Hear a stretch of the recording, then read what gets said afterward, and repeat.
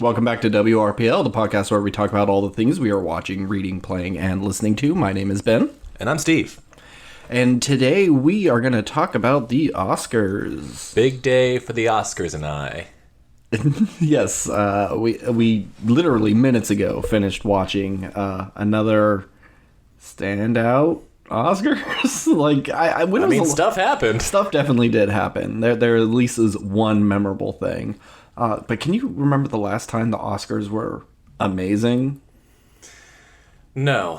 The last time I remember having a good time watching the Oscars was about a decade ago at your aunt's house, where you and some of our friends just got really, really drunk. Yeah. It was when, and I was very excited because Paperman had won Best Animated Short. Oh, yeah, that was a good one. Yeah. What was Best Picture? What was Best Picture? Mm-hmm. Was that the Mad Max year? No, Mad Max was 2015. Yeah. Mad Max was also a good year. Yeah. But that's because I wanted Mad Max to win everything, and it pretty much did, except for Best Picture. Such a shame. Yeah. But I'll say 2015 then is the last time. Okay. I'm thinking, the Seth MacFarlane one when he hosts, that was... At least he's, a fun host, right? I remember him being a fun host. I don't know if the ceremony was good. Yeah. Well, anywho, we'll get to the Oscars in a minute, but we also have a few other things that we also watched and played. But since it's been a while since we recorded, we kind of have a lot, and so we're going to try to get through as many things as possible. As always, spoilers for anything that we talk about. Do you want to start? You want me to start? You want to? Yeah, I can start. I don't know why I exited out of my notes. Here we go. Well, let's start off with just a quick thing. It's not something that... It was part of a movie that it was a deleted scene, but did you watch the Batman Joker the Joker scene? Yeah, let's talk about that real quick. I understand why they cut it. Yep. But it really shows they probably should have cut the second part as well. Yep. I don't love... Was it Barry Keoghan? Sure. Barry. I don't know if Barry K. I don't know if I love Barry K's Joker.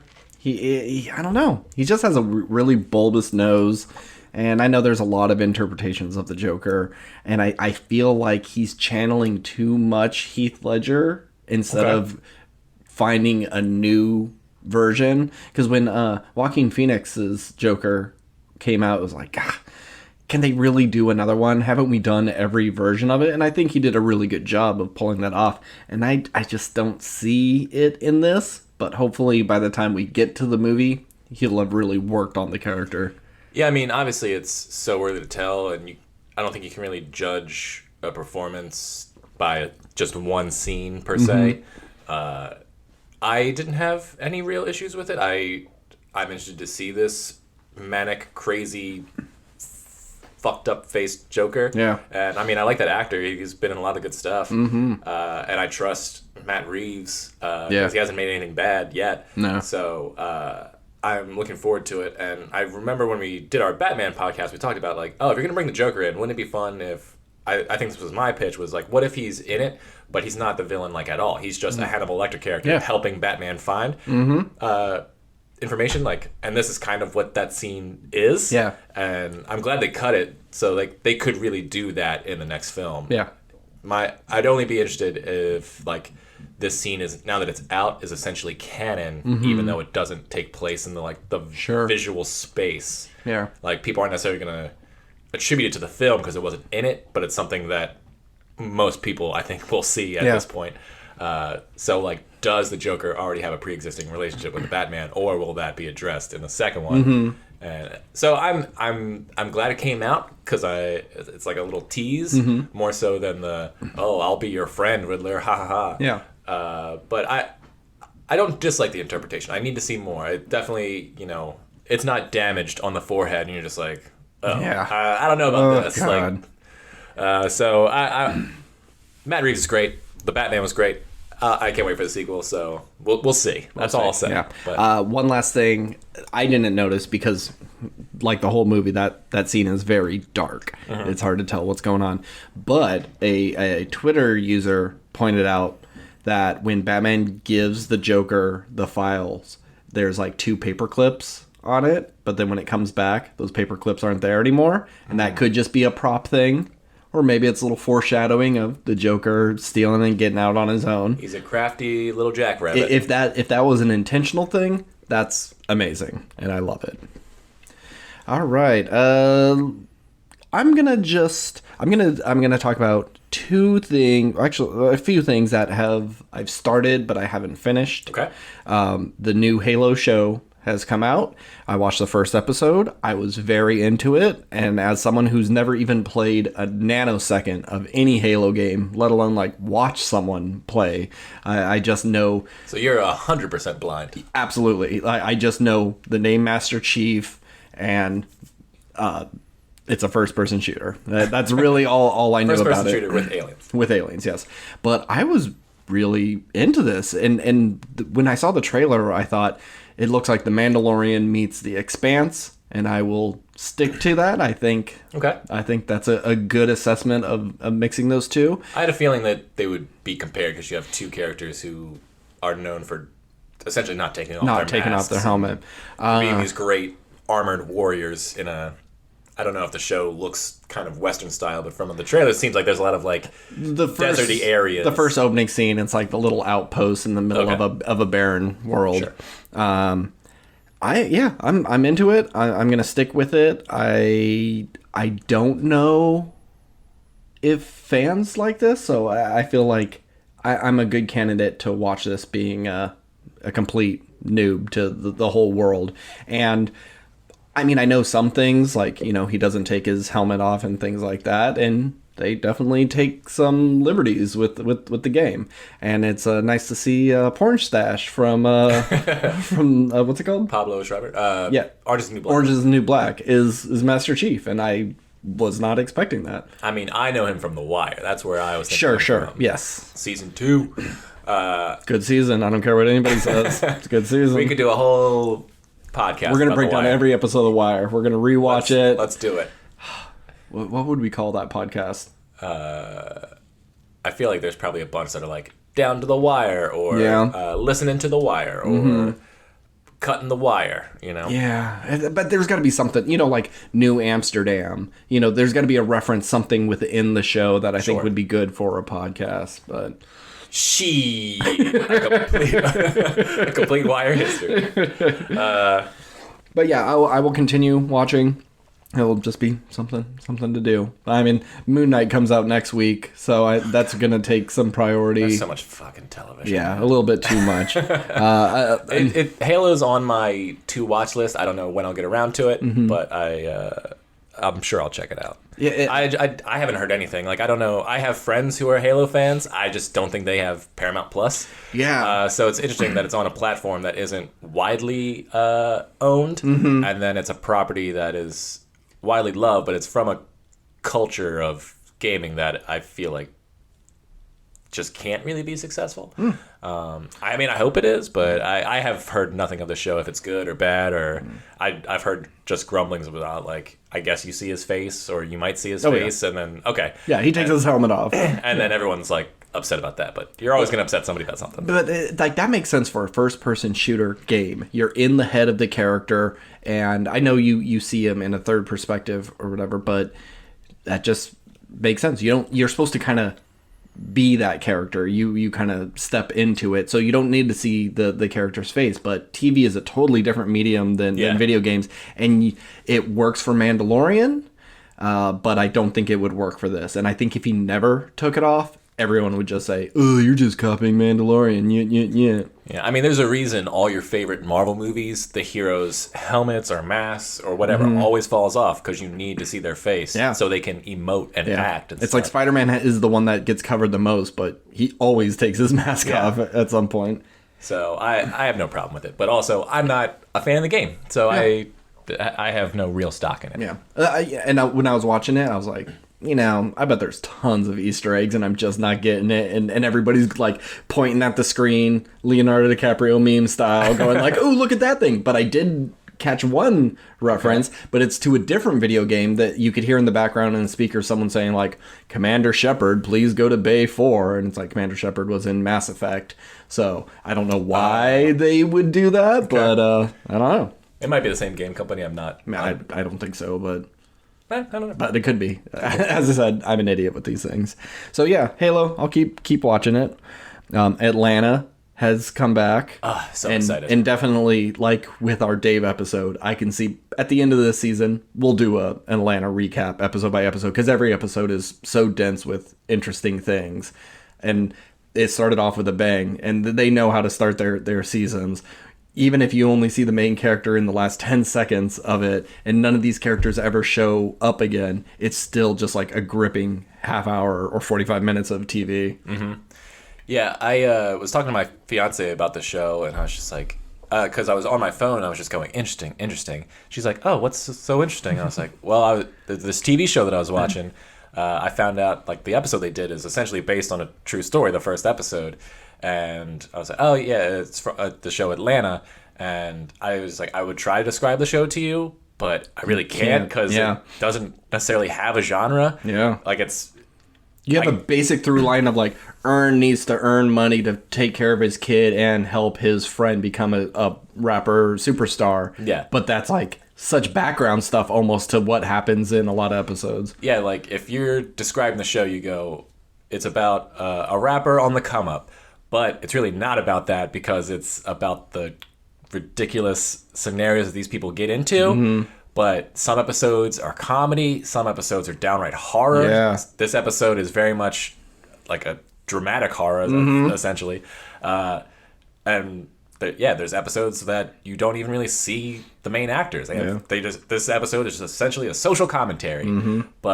And there's stuff in it that's so weird it doesn't make sense, but it's a show you can't even begin to really describe. You just have to watch it. And even if you wanted to try to describe it in like, well, there's an episode where a dude has an invisible car, Justin Bieber's black in this world. There's so many little things that if you do describe it, people are going to expect it to be probably even more surreal, but it's just surreal enough that you question like, did that really happen? Did that invisible car really just run over someone? Mm-hmm. So it's best to just say, do you like Donald Glover?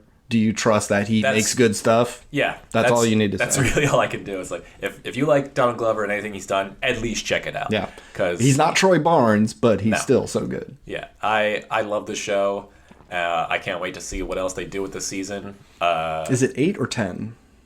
I'm not sure. Okay. But I know both seasons 3 and 4 were shot back to back, and premiering like in the same year. That's so weird. And then it's over. And then it's done. And then I just hope he goes on to do something else soon, because Solo too. I'd follow Donald Glover into the very fires of Mordor. He's the greatest artist of my generation, I believe. He's pretty damn talented. I also started watching Severance on Apple TV Plus with Adam Scott. Love Adam Scott. Basic premise is you sign up. This company Lumen is so big, and you don't. I'm 7 episodes in, and I don't know what Lumen does, but you allow yourself to be severed. So they put something in your brain where you only remember your home stuff when you're at home, and you only remember work stuff when you're at work. So your inside job persona has no idea if he's married, has kids, has anything going on in the outside world. And the outside person is living their life, and a lot of times people do this because he lost his wife. So it's easier for him to allow 8 hours of his life to be severed away. He can do his job and not have to like face it. But that severed version has no idea he ever had a wife. And there's a lot that happens in the show, and every little thing is so interesting. And they cover all those like, well, how would I get a message out to my old self? Or how do I get around their security protocols? And they address all of it. And I'm not going to spoil it, but there is scenes with John Turturro and Christopher Walken that are just the cutest things ever. Those two on screen are just adorable. That's not where I thought that conversation was going to go. Exactly. They're not two actors who have, I think, ever been described as, and their roles, I mean, as cute. Yeah, they're not cute, adorable men, but in this show, they are absolutely adorable. It's fantastic to watch, and everybody's great. Britt Lower's in it, that we love from Man Seeking Woman. Mm-hmm. She doesn't have a huge filmography, but I remember when we were watching that, it was like, I don't know who this woman is, but she's going some places. Yeah. And she's going. She is awesome in this show.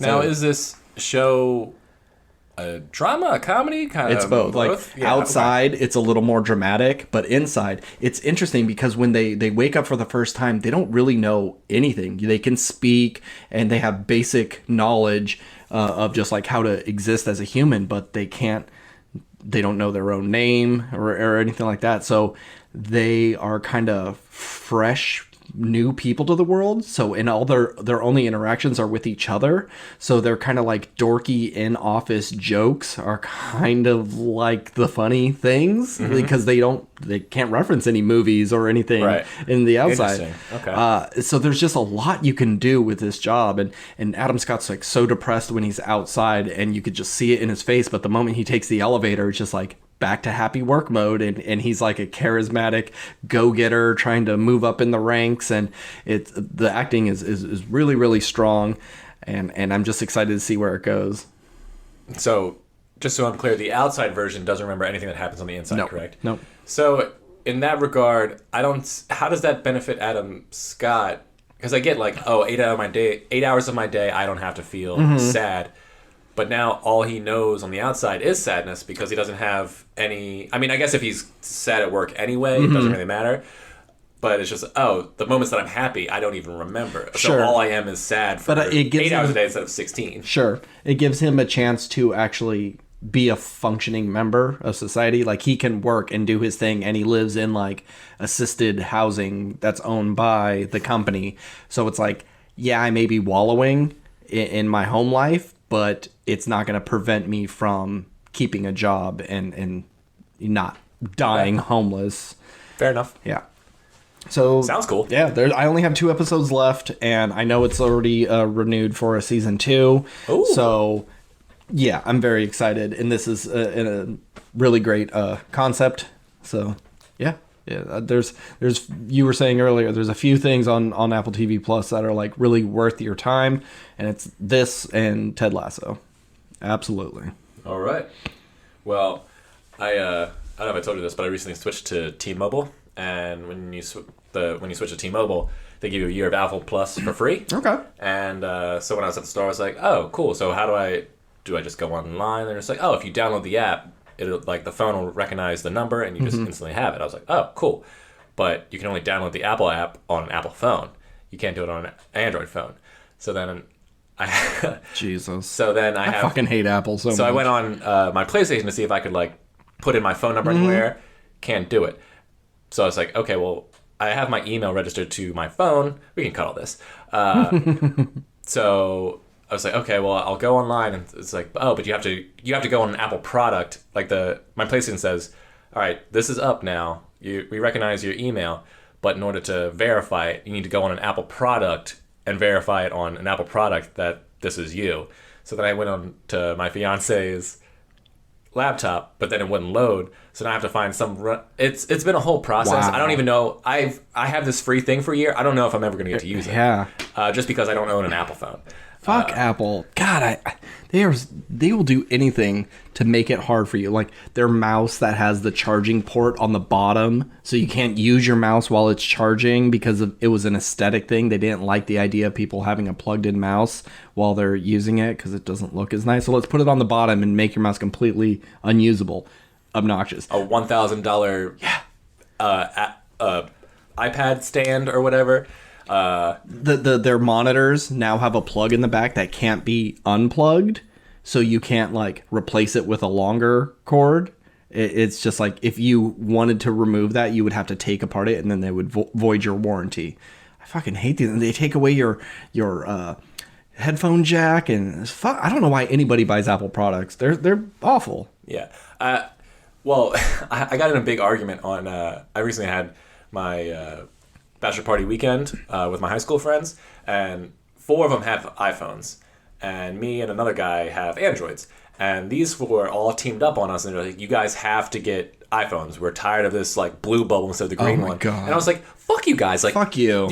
It's like you claim that the iPhone is this superior thing that has better functionality. It's like you're used to it. Yeah. I like how this one functions. Like when I pick up an iPhone and someone's just like, oh, dude, I have no idea. And it's like, I understand it's just because I'm new to it. Yeah. I'm I'm not an idiot. Like I could figure it out, give it a day. Yeah. But I never know how to work it at the time, and everyone's just, oh my god, I can't believe you don't know how to use this. But so you don't care about like my phone or whatever. You don't. It doesn't matter. You just want all the same color. And I get it. Sometimes messages don't go through, or there's things. Sure. But it hinders your life to no regard. Yeah. But just the idea that it isn't perfectly in sync is like messing with your, and it's just it frustrates me to no end. It's just so they can feel superior. Apple sucks. Yeah, they really do. But everyone has an iPhone. Yeah, I hate it. Whenever I'm talking to someone who has an iPhone through a text, I'll send them something, and then it will come back on my phone. So and so liked, and then repeats your thing. That blew my mind before. Yeah, I was and it's just like, how do you do this? What is this? It's like, oh, God forbid, if I had an Apple phone, it would just give me the thumbs up or the heart emoji or something. But it's like, no, it has to say like, your phone's different, and you're not going to get this functionality. So we're going to have to just like read it out to you because you dumb peon with your Android phone. I hate it. We're getting on a whole other thing. Yeah. But what are you consuming? Apple, not if you want to sponsor us, we'll talk you up. I'll take your money. I do not give a shit. I will say so many nice things. But if we ever do get a sponsor, I would want to talk to them and say, okay, well, how long is it until I can say what I really mean? Like if we got sponsored to see a movie and we had to give a glowing review for whatever reason, how long until I can go like, yeah, I was just paid to say that. Is it 2 weeks? Well, is it a month? Is it a year? Or is it like no, we paid you this money, you can never say it? How's that work? Well, it's probably one of those things where you don't want to say anything bad after the fact because then other sponsors won't take you. So it's just you just don't say anything. Mm-hmm. That's why if we get sponsors, we really should like only get people that we truly. I mean, that's what you try to, but then they're just like, here's a bunch of money. And you're like, oh, well, the things we like aren't offering us money, so yeah. Zuckerberg comes and says, hey, you got to promote meta universe and stuff, and we're like, I love this shit. I love going to meetings as a little me in a virtual world. It's so much fun. It's like The Sims, my favorite video game. Yeah, so we like money. Yeah. If you want to sponsor us. Yeah, I'd rather sponsor just like Reese's peanut butter cups, some food thing that I'd be like Reese's Pieces. No, I don't know what that is. If Coke comes to me, or like say Pepsi comes to us, and they're like, "Hey, you should sponsor," and like, "Cool, I like Diet Mountain Dew. I can like justify it that way." Yeah, like, I don't drink Pepsi. I think Diet Pepsi is one of the worst tasting diet sodas out there. We're ruining any sponsorship chance that we have right now, man. But like Diet Mountain Dew, oh fuck yeah, I'll fuck with that. Yeah, I don't drink anything diet, but I'd sponsor Mountain Dew. Mountain Dew and Dorito combo. Oh man, I love those. No, damn it. You're such a gamer. I guess so. Look, peanut butter and jelly, macaroni and cheese, Doritos and Mountain Dew. There's something about it. Sure. Is it terrible for you? 1,000%. Yeah. Will it destroy your teeth faster than any other soda? Most likely. And supposedly makes your balls smaller. But does it taste good? Oh, yes it does. Yeah, I do. Yes, it do though. Mountain Dew. So what's everybody's favorite Dorito flavor? Put it in the comments. I'm a Cool Ranch guy. I'm a spicy nacho. Does anybody remember there was like a Monterey Jack 3 cheese extreme? It was in a black bag. Oof, that was good. Have you tried the Buffalo Ranch? They're pretty good. No, Buffalo Ranch Dorito? Yeah. Probably. It's in a light blue bag. Is it new? Newish, I believe. Okay, well. I saw it at Walmart. I picked some up. Okay. They're pretty good. All right. Were you going to talk about something that you were watching or reading? Because you went on an Apple thing. I didn't know if that was a precursor to... I mean, I feel like that was a good conversation. Yeah. But it was 15 minutes of, like, nothing. Anyway. I mean, we talked about it. Sure. I read 2 books. Oh, shit. Yeah. Easy books, so it's not a big accomplishment. They were... Choose Your Own Adventure? No, I read The Magician's Nephew and The Lion, the Witch, and the Wardrobe from the Chronicles of Narnia. Oh. Yeah, the first 2 books in the proposed order, or the chronological order that they were supposed to be read, not the order in which they came out. Because there's a difference. There's The Magician's Nephew. The Magician's Nephew, I believe, was the last book that came out, but it is the first book in the series. And it's all about the creation of Narnia and the origin of the White Witch from The Lion, the Witch, and the Wardrobe, played by Tilda Swinton in the movie. Yeah, I don't think I read that one. Yeah. I It's the one that I think feels it's like the least adventurous in terms of like they're not going into battles. They're not. Most of them don't have big battles. Well, I'm only in the third book right now. Okay. So the magician's nephew is there's this weird uncle who has these rings, and these kids touch the rings, and it teleports them into the world in between, and essentially this forest that has like a bunch of like little puddles, and if you jump into the puddle, it takes you to a different world. Okay. And so they go to one world, and it's basically this world has been destroyed, and like they find all these people, and they're all turned to stone, and they ring a bell, and then the witch wakes up, and she's like, "Oh, I'm the one who destroyed this world." And then she comes back to their world, and then they go to Narnia, or they go to this world that hasn't been born yet, but they run into Aslan, who like makes the animals, and all these animals can talk, and then makes the oceans and the land. It's very much like, you know, Christ built the world in 7 days kind of allegory. That's what is it, C.S. Lewis, right? C.S. Lewis, yeah. And the boy, his mom is very sick and kind of dying, and he just wants to like heal her, and he feels bad because he's basically responsible for bringing the witch back, waking the witch up and bringing it back to his world, and the witch wants to rule Narnia, and Aslan is like, "Nah, girl, this is this is my spot." And it was a fun little adventure, and it was kind of cool to see this creation of the world, even if it's very heavy-handed in the Christian themes. And it ties in directly into The Lion, the Witch, and the Wardrobe. Like, that little boy in the first book actually becomes the weird uncle of the children in The Lion, the Witch, and the Wardrobe. Okay. So I thought that was neat, because I didn't know that. And then if you go back and watch the movie at the end, where they're just like, he's like, "Oh, where'd your kids go?" And he's like, "You wouldn't believe us if we told you." He's like, "Try me." It's because he had been to Narnia. Okay. He was one of the first people to go. I was like, "Oh, that's kind of cool." And the wardrobe is actually built from a tree that came from a seed that he like brought back, essentially. See, all this sounds familiar, but I don't remember reading that, because it was like Lion, the Witch, and the Wardrobe, Voyage of the Dawn Treader, Yep. Prince Caspian, Silver Chair, The Last Battle, and then The Horse and His Boy, which is the one I'm reading now. Okay. I don't remember that one either. I thought there was only the 5. No, there's 7. Oh, okay. Yeah. Well, I'll get on not reading those, because those books are awful. But here's the thing, like, they're really not. I think you just don't like them because of the Christian themes. That, and they're just so... They are kids' books. And They are. And I'm wanting more Lord of the Rings style, and this is, like, just so simple and dumb. I'm just not... I'm not into the world. I kind of disagree. They're kids' books.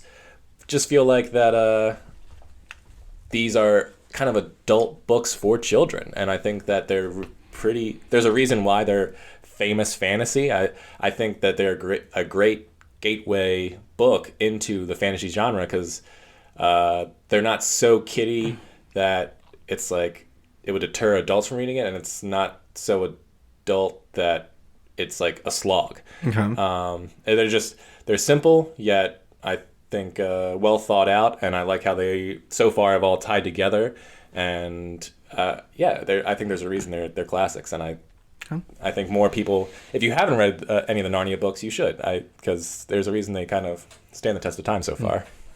I would like to see Silver Chair adapted. That was my favorite, and I really want to see the last book that I read. What is it called after Silver Chair? The final book in the series is The Last Battle. The Last Battle.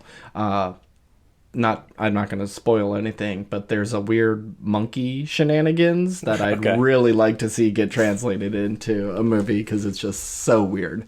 Last thing about Narnia, like I said, I haven't read any of the books except for the first 2 until the past couple months, and The Lion, the Witch, and the Wardrobe is probably the most accurate book I've ever seen adapted to screen. Like, it is like scene for scene, bit by, like, obviously expanded some for the medium and to sort of extend it. Because, I mean, the final battle in the book is just written like, and so they had this battle, and then it's like... Yeah, they ran down the hill, and then the witch was dead. And Aslan killed the witch. But, so essentially a paragraph, that whole 30-minute fight scene at the end of the movie is in one paragraph. But other than that, like, everything is in there, and like all the beats, and it's pretty impressive, because so many movies change so much. But the movie for Lion, the Witch, and the Wardrobe really didn't change anything. No. and it's pretty cool. So I just thought that was kind of interesting. Yeah. Also, I think The Lion, the Witch, and the Wardrobe is one of the best fantasy films ever made, actually. They're pretty good. Those, the practical effects in that is great, and just, I don't know, the final battle, like how they had the flying... We're getting a whole other thing, but Lion, the Witch, and the Wardrobe is great. Yeah, I don't think I saw Voyage of the Dawn Treader. I remember not liking it. Yeah. I remember people didn't love the Prince Caspian. Oh, no, I'm sorry. Prince Caspian is the second one? This is the second one, yeah. It's the third one I never saw. Okay. Yeah. Yeah, Prince Caspian I liked, but it seemed like people were kind of faulted on it. It's like, oh, it's not as good as Wardrobe. And then Dawn Treader came out and no one saw Dawn Treader. And I did, but I don't remember it all that well. It's just got eyebrows, kid. Or just got eyebrows. Will Poulter. Yeah. Okay, well I've been hearing rumblings forever that's like, oh, we're going to bring the series back because the next one's Silver Chair and the kids aren't in that, so you can do that one on its own. And then the book after that, all the kids are adults in the book, so the kids have grown up now, so you can do that. Like, if they do this again, I hope they continue it and not reboot it. Yeah. I mean, the book I'm reading now has those 4 children, but they are now the kings and queens. They are adults who are... who visit this land where this boy is, and so you can just recast that, and that's easy enough. Yeah. But yeah, I would love to see the movies continue, because I think those movies are kind of underrated, except for the first one, which most people enjoy. Yeah. So yeah, bring back bring back Narnia is what I mean. Yeah, might as well. Let's see. I saw Deep Water. I don't really want to talk about it. I'd rather just, talk to you about that off air.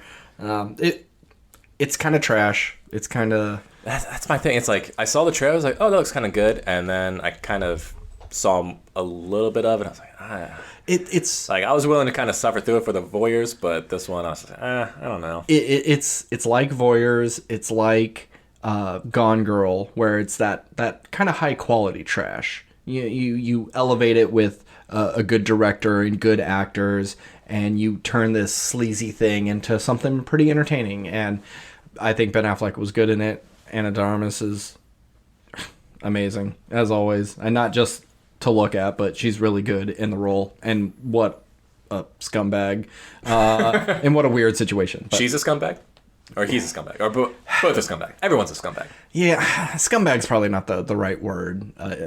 It's because they have kind of an open relationship, and he loves her more than anything, and she doesn't want to be tied down. She loves him as well, and they have a kid together, but it's like, I need to be able to do my own thing, and she does it in front of him, and does it in front of his friends, and so everybody's like, I think your wife is cheating on you, and he has to go like, no, they're just friends, and it's like, no, she's actually sleeping with this dude, but he's okay with it because this is their arrangement that they have. Which isn't it like... It's a good character study more than a good story. Yeah, I'm interested in that world in the sense of like, okay, this is something you've both agreed to, and you're both assuming from the context you're telling me of the movie, and then you're not open about it with your friends. I get that they're, depending on where you live and who your friendship circle is, like there can be judgment thing, but I think if you just said like, no, like I'm cool with it. Like, this is our thing. Don't worry about it. We'll be like, oh, and then you just never have to talk about it again. Yeah. But to make it this like, but then I guess you don't have a movie because it's got to be secret and sleazy. Sure. But I don't know. It just seems like it could have just been solved with, nah, man, it's cool. Don't worry about it. It is a movie that I wish I had a little more context of. How did they meet? How did they agree to this? Because, like, she is the mother of his child, but she makes a comment about, like, well, that was your idea. I didn't really want a kid, but you wanted a family, so I let you have that. So I kind of wish there was a little bit of stuff in the past. It's like, she's such a wild person and has had such a huge life, and he's a huge dork. What was it that made her want to stick with him? I know she says, like, you're the only person who never gets tired of me and doesn't, like, it's like everybody wants her, but then when she's like, well, I'm going to go screw this other dude, they're like, well, no, you're my woman, and he's the only person that has kind of allowed her to be free. But if Ben Affleck was a little bit more of a goober or an uglier dude, I could kind of buy it. It's like everybody like, hey man, you really scored with this hot wife, but I think she's cheating on you, and he's okay with like getting cucked all the time, but because he's handsome square jawed Ben Affleck, it's hard to believe that he would be in this situation. Right. You know? Okay. But shout out to the best actor in the movie is their little daughter. It blows my mind that they could get these like 4 and 5-year-olds and that they could emote and they're funny and they can like live within this character because the kid's like really smart and she has like really sly comebacks. Just an amazing little actress. She's gonna be great. Shout out to her. She's probably been smoking since she was 3. She's like, yeah, I've been doing this gig for a while. Yeah, isn't that a big deal? Ben Affleck, who? Whatever. That's like my dad's favorite actor. Whatever. What do you got? I watched the entire season, the latest season of The Marvelous Miss Maisel. Oh, Ben, season 3? This was season 4. Oh, okay. Season 5 is going to be their last season, so 1 season to go. And Ben, I've been pitching the show to you for years, but it is the best show out right now. It's Really? so good.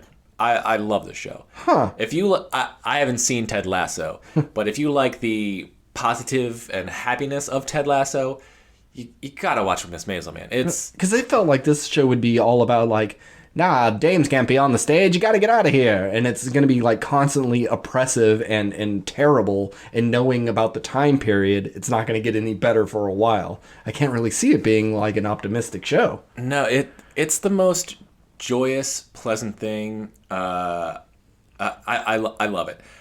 It because of the time period, you think that they would lean into the sexism, the racism, and there's certainly some of that stuff. But it's more underlying. It's like, because she's so good at comedy just naturally, like anytime a man kind of like puts her down, she has the comeback for it, or it's just like, okay, you screwed me on this thing, well then I'm gonna come back and like get you back and like prove that I'm like, you do a set, I'm gonna go up after you and just kill you, like my set's gonna destroy yours. And oh my god, what's her name, the voice of Lois, from oh god, Hold on. Rachel Bornstein? No, Bornstein's correct. It's not Rachel. I'm thinking of Rachel McFarlane, his sister. Yeah. Alex Bornstein. Yes. She is so fucking funny on the show, Yeah. man. Like, she just plays her angry little talent manager, and those two together are so cute. They always have each other's backs. It's just the most pleasant show to watch. All the jokes are funny, and her family life, her father's Tony Shalhoub, and he's this like kind of neurotic Tony Shalhoub playing a neurotic character? yeah, but Wow. not a monk level, but Okay. yeah, it's so bright colored, and it's so positive and joyous and wonderful and so funny, and like the comedy bits are okay. Like when you just kind of watch stand-up comedy, you can kind of like, I can watch this and not laugh, even though I get why it's funny. Yeah. It's all the stuff outside of the comedy clubs that's like the dialogue's so snappy. It's almost like you're watching Sorkin, but funny. Okay.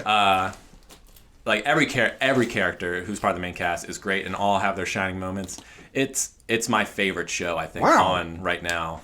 Well, maybe tied with Atlanta, maybe Atlanta. Sure. It depends on what mood I'm in. Yeah. But if you just want something that makes you feel good and laugh, Miss Maisel is the best. And Very surprising. yeah, I thought I've told you this a million times before. No, I don't think I've ever heard you mention this. Anyone who just wants to smile, watch Miss Maisel. It's a delight, at least for me. And if there is, like we talked about it before, there is the underlyingness of, women in the 50s and stuff, but by no means does it ever beat you over the head with any message, really. Like, it's there, but it's not like preachy at any point, in my memory.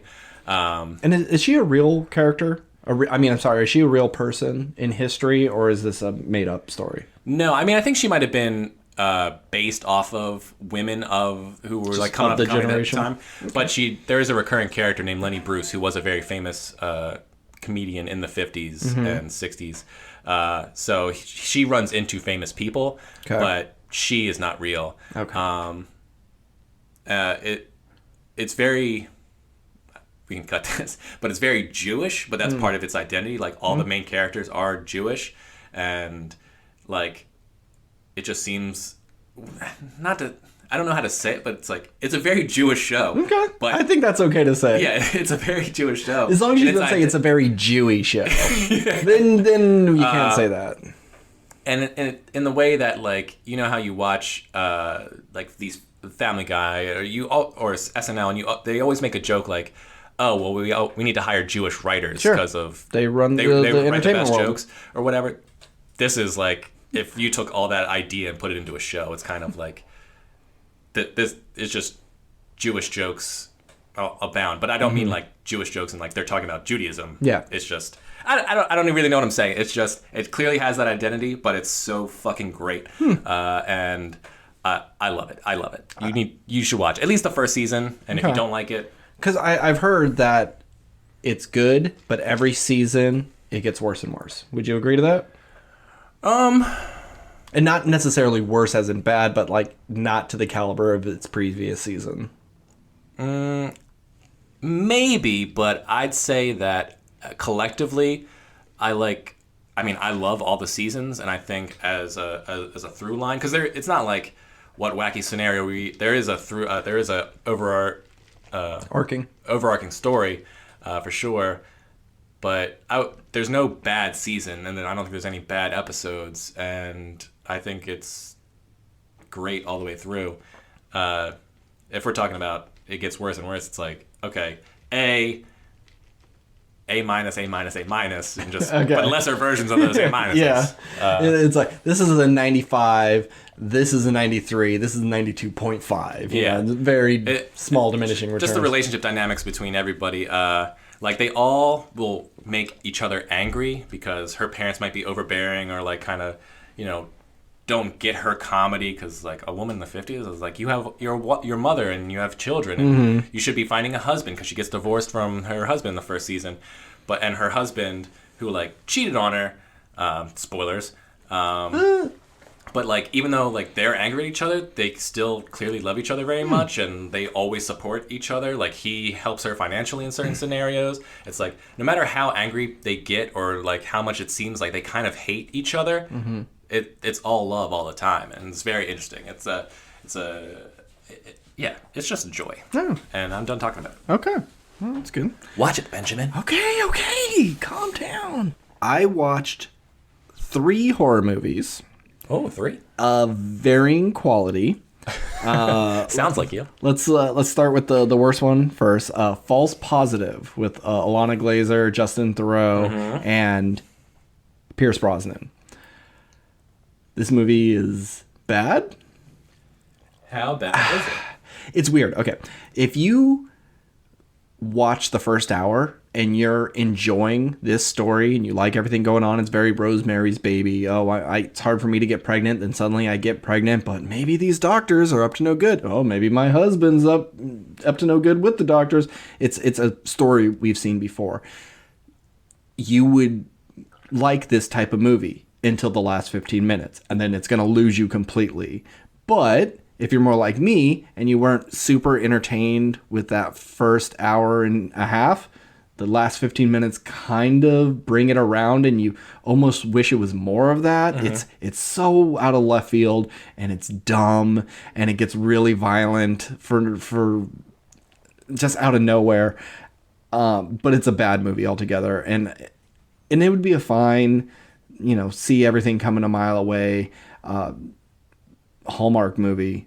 But the real problem is Alana Glazer. She's really bad in this. It's just, a shame. I can't see her in a serious role like this.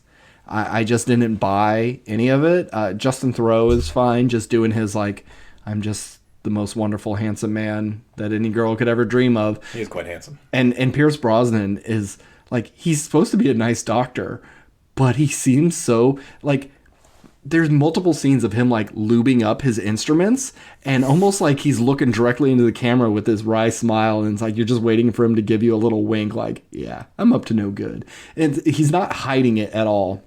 So he's a little too on the nose. But she's not very good, and I won't spoil it. I'll tell you about it later. It's got a really weird ending, and I think they could have gone even further. But yeah, don't watch False Positive. It's bad. Okay, good to know. But like I mainly wanted to see it because the creator, one of the writers, is also the creator of Euphoria. Oh. Yeah, so that's a shame. But there's also other writers on it, so maybe who knows his input. But yeah, I never really trust anything nowadays. Like from the creator of this, but it's like, okay, they showed up and like, you guys should make a show about this. Okay, we will, and then left the room. Yeah, exactly.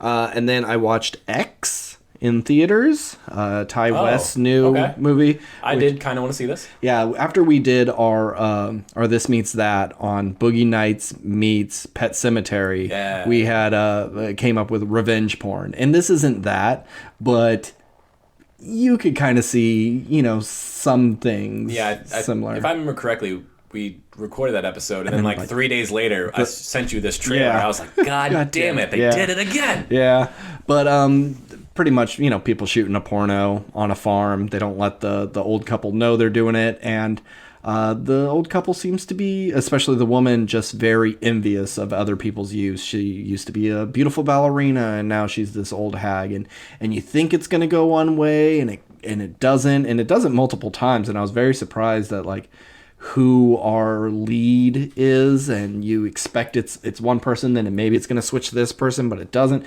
There's a lot going on, but it's really well shot, and I really like that it uses a lot of natural light, so even when they're outside looking for someone, it's pretty dark, and it's used effectively. Everybody's great in it. Not a bad actor or actress in the bunch.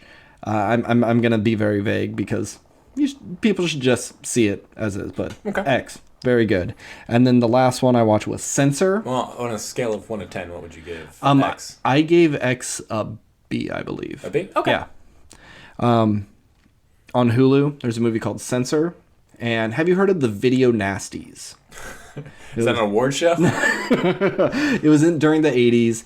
The UK were cutting down on violent movies, and they had like 72 movies on this list for the Video Nasties. They were illegal. Some of them were kind of justified and really horrific, and other ones just maybe had one scene that was a little more graphic than others.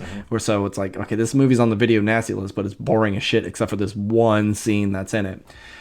So the story is about this woman who her job is to watch these movies and tell them what they need to cut, and she has a troubled past where her sister had gone missing. They were in the woods, and then her sister went missing. She's having a hard time remembering what happened, and so she's watching a movie, and she sees an actress that looks a lot like her sister, and it could potentially, it's been like 20 years since she went missing, and the story is very similar. It's like bringing memories back, and it's like, oh God, this director must have kidnapped her, is forcing her to act in his movies, and then got his idea for this movie from this real situation that he was a part of. So now she's on the hunt to track her down and find out if this is actually her sister. And it's really interesting. There's at one point where something happens, and then the aspect ratio starts to slowly get into like that 4:3, and which is kind of how a lot of movies that she was watching are being presented, and you don't even notice it. It's like all of a sudden you blink and realize, oh crap, the aspect ratio changed, and it really tackles do movies make you into a crazy killer person? Well, if that's the case, why aren't all the censor people crazy murderers? Because that's all they do all day is watch the unedited horrific things. Right. And so it kind of blurs the line of what's reality, what's fake, and it's very good, really interesting. Loved every bit of it. Highly recommend Censor. Cool. Sounds spooky. Yeah. Wouldn't say spooky, but atmospheric is a good word. Okay. I have a game, and then I guess we can jump into our show list. Sure. Do you have other stuff? I mean, I was just going to mention Team Sonic Racing. Team Sonic Racing's fun. If you like Mario Kart, you should play it. It's very much in that same level.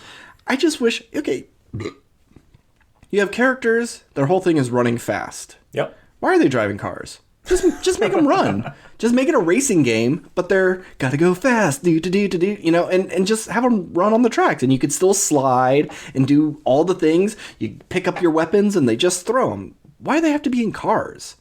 It just seems obvious that Sonic would be a running game, not a racing game.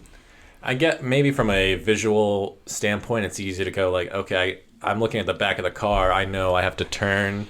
Like, I'm sure there's some visual gating mechanic that you're not really thinking of. That's I don't know. That's why. I mean, I get what you're saying. I agree. It doesn't really make sense. Because that's what Sonic games should be. Like, this side-scrolling open world doesn't always work with Sonic because his whole thing is go fast, and especially those old Sega ones, you'd start going fast and then you'd run into the spikes instantly. And it's like, okay, now you're hurting me for doing the thing that he's supposed to be doing, is going fast. And I think his game should be these huge branching racetracks where you take a certain way and you could get certain power-ups, and you can, but that path led to death, so you got to start back at the checkpoint and try this other path. And I don't know, it just seems like, it was a Tasmanian Devil game, and I think his was like a racing game, and he would just like be running on the street, and then if a car was coming, he would spin and break it. I don't know, that's like so, like all those mobile app games where you're temple run. Kinda, yeah. But it was a Super Nintendo days, so that was pretty advanced. But that's my game. What's your game? Well, would you say that you like it more than Mario Kart? No, I mean, it's just Mario Kart has so many more likable characters. Like, I don't know a lot of Sonic. I've seen him, but there's like this weird crocodile guy. And I've never played a Sonic game with him, but I've seen that character before. Right. But with Mario, really memorable levels, and it's just a classic. Yeah, it's hard to compete with Rainbow Road, Yeah, I mean, they definitely have their own takes on things like that, and plus there's like 8 Mario Kart games, so we have a million levels. Sure. Yeah. And it's like, this is called Team Sonic Racing, and then there was Crash Bandicoot Racing. Wasn't there like Crash Team Racing? Crash Team Racing. Yeah. It's just weird. Yeah. Well, Mario, I imagine Mario Kart came out and they're like, we need to capitalize on this. We'll get our own game. It's just Mario Kart did it first, so they just happened to take the cake, and no one could compete. So, all right, well, the game I played was a little bit more involved. Okay. I played Horizon Forbidden West. Very similar, though. Very similar, but just a little bit more. So I really loved this game for the first 20 hours. Okay. And then I loved it for the last 20 hours. It was that middle 20 hours. I was like, oh my God, I am ready for this game to be fucking over. Is it dragged out, or is it all the side mission stuff? I mean, I did a fair amount of side missions because I, don't always want to just... I mean, I like to beat a game quickly, but sometimes I don't want to just like go straight for the jugular. It's visually impressive. All the new machine enemy types are all super cool. It's everything from the first game, but bigger. My main complaint with the game is that there's just too much dialogue, and it became a real slog. But it's like all the cinematic stuff, like all the main story stuff is great. It's just every person you talk to, every side mission and the main mission, there's essentially optional dialogue. Like you can exit out of the conversation, but I don't like to do that because it's like you sometimes get really good information. Yeah. And I mean, these creators like wrote this massive script, and it just feels like I'm doing them a disservice if I'm not like hearing these, like any question I had, I'm sure was explained in optional dialogue. It's like, but there's just like, okay, there's 4 different dialogue trees that you can choose from. And sometimes if you go into one, there's another dialogue tree in there. And so I can have a full 45-minute conversation if I do every single thing on here. And you can like skip the conversation as you're going. So like you just press X and it'll jump from the next to the next line. But sometimes you're skipping. I'm like, man, I'm like 40 skips in and they're still fucking talking. So like that was really fun because I felt bad that I was breezing through these conversations, but also I just wanted to play the game. So that's why the middle part was hard for me. It's just because like I've already put so much time into this and I feel like I'm losing a lot, but at the same time, like I know it's not essential. And I don't know if I'm really describing it that correctly, but it's just one of those things. It's like I would prefer if you just had all this information more I guess, easily available or just didn't have it at all. Yeah. But where did I even begin? I don't remember the last thing I said. Talking about dialogue. Talking about that. So the other complaint I would have is I remember playing the first game, and the combat was challenging, but I wouldn't say it was hard. But there's times in this game where there's just like it's so frantic. Like if you're facing more than 2 enemies, then it's just you have 3. Like you're dodging one guy who's like coming at you from the front, but then you're also dodging like bullets from this thing, and then like you're going out this way, but then you get shocked by something, so now you're kind of like paralyzed in place, and then another thing comes. Like there can be so much going on. It's so frantic and chaotic that it's like almost jarring. I'm like, I'm not having fun because I'm getting my ass kicked because there's just too much to do. And I mean, it's kind of rare that you really get into those situations because you play it smart. You just kind of sneak around, and maybe you can stealth kill instantly some of the smaller ones. But then some of these big sons of bitches, like you really have to go at them for either a while or like there's some boss fights where the game kind of gives you. It's like, okay, you're facing a big thing. Here's a giant trebuchet to do like a big hit. Sure. So it's not like you're just shooting arrows at these things. For 30 minutes. I didn't have to do I think there was only one fight that I had to do like 7 times, and that sucked. And if there was something that like I died twice, I'm like, all right, I'm just gonna like level up some more and just come back here later, and it was easy enough. So I wouldn't say it's a hard game. It's just there's certain points I'm just like, man, I'm not having fun in the combat in this, and because your bow and arrow and your other weapons are so varied, that it should be easy to have fun because you have options for combat. But I'm also the kind of person who's just like, I just like using one thing. So like they have traps that I almost never use, but you need those traps on the big guys because those are what really help you out.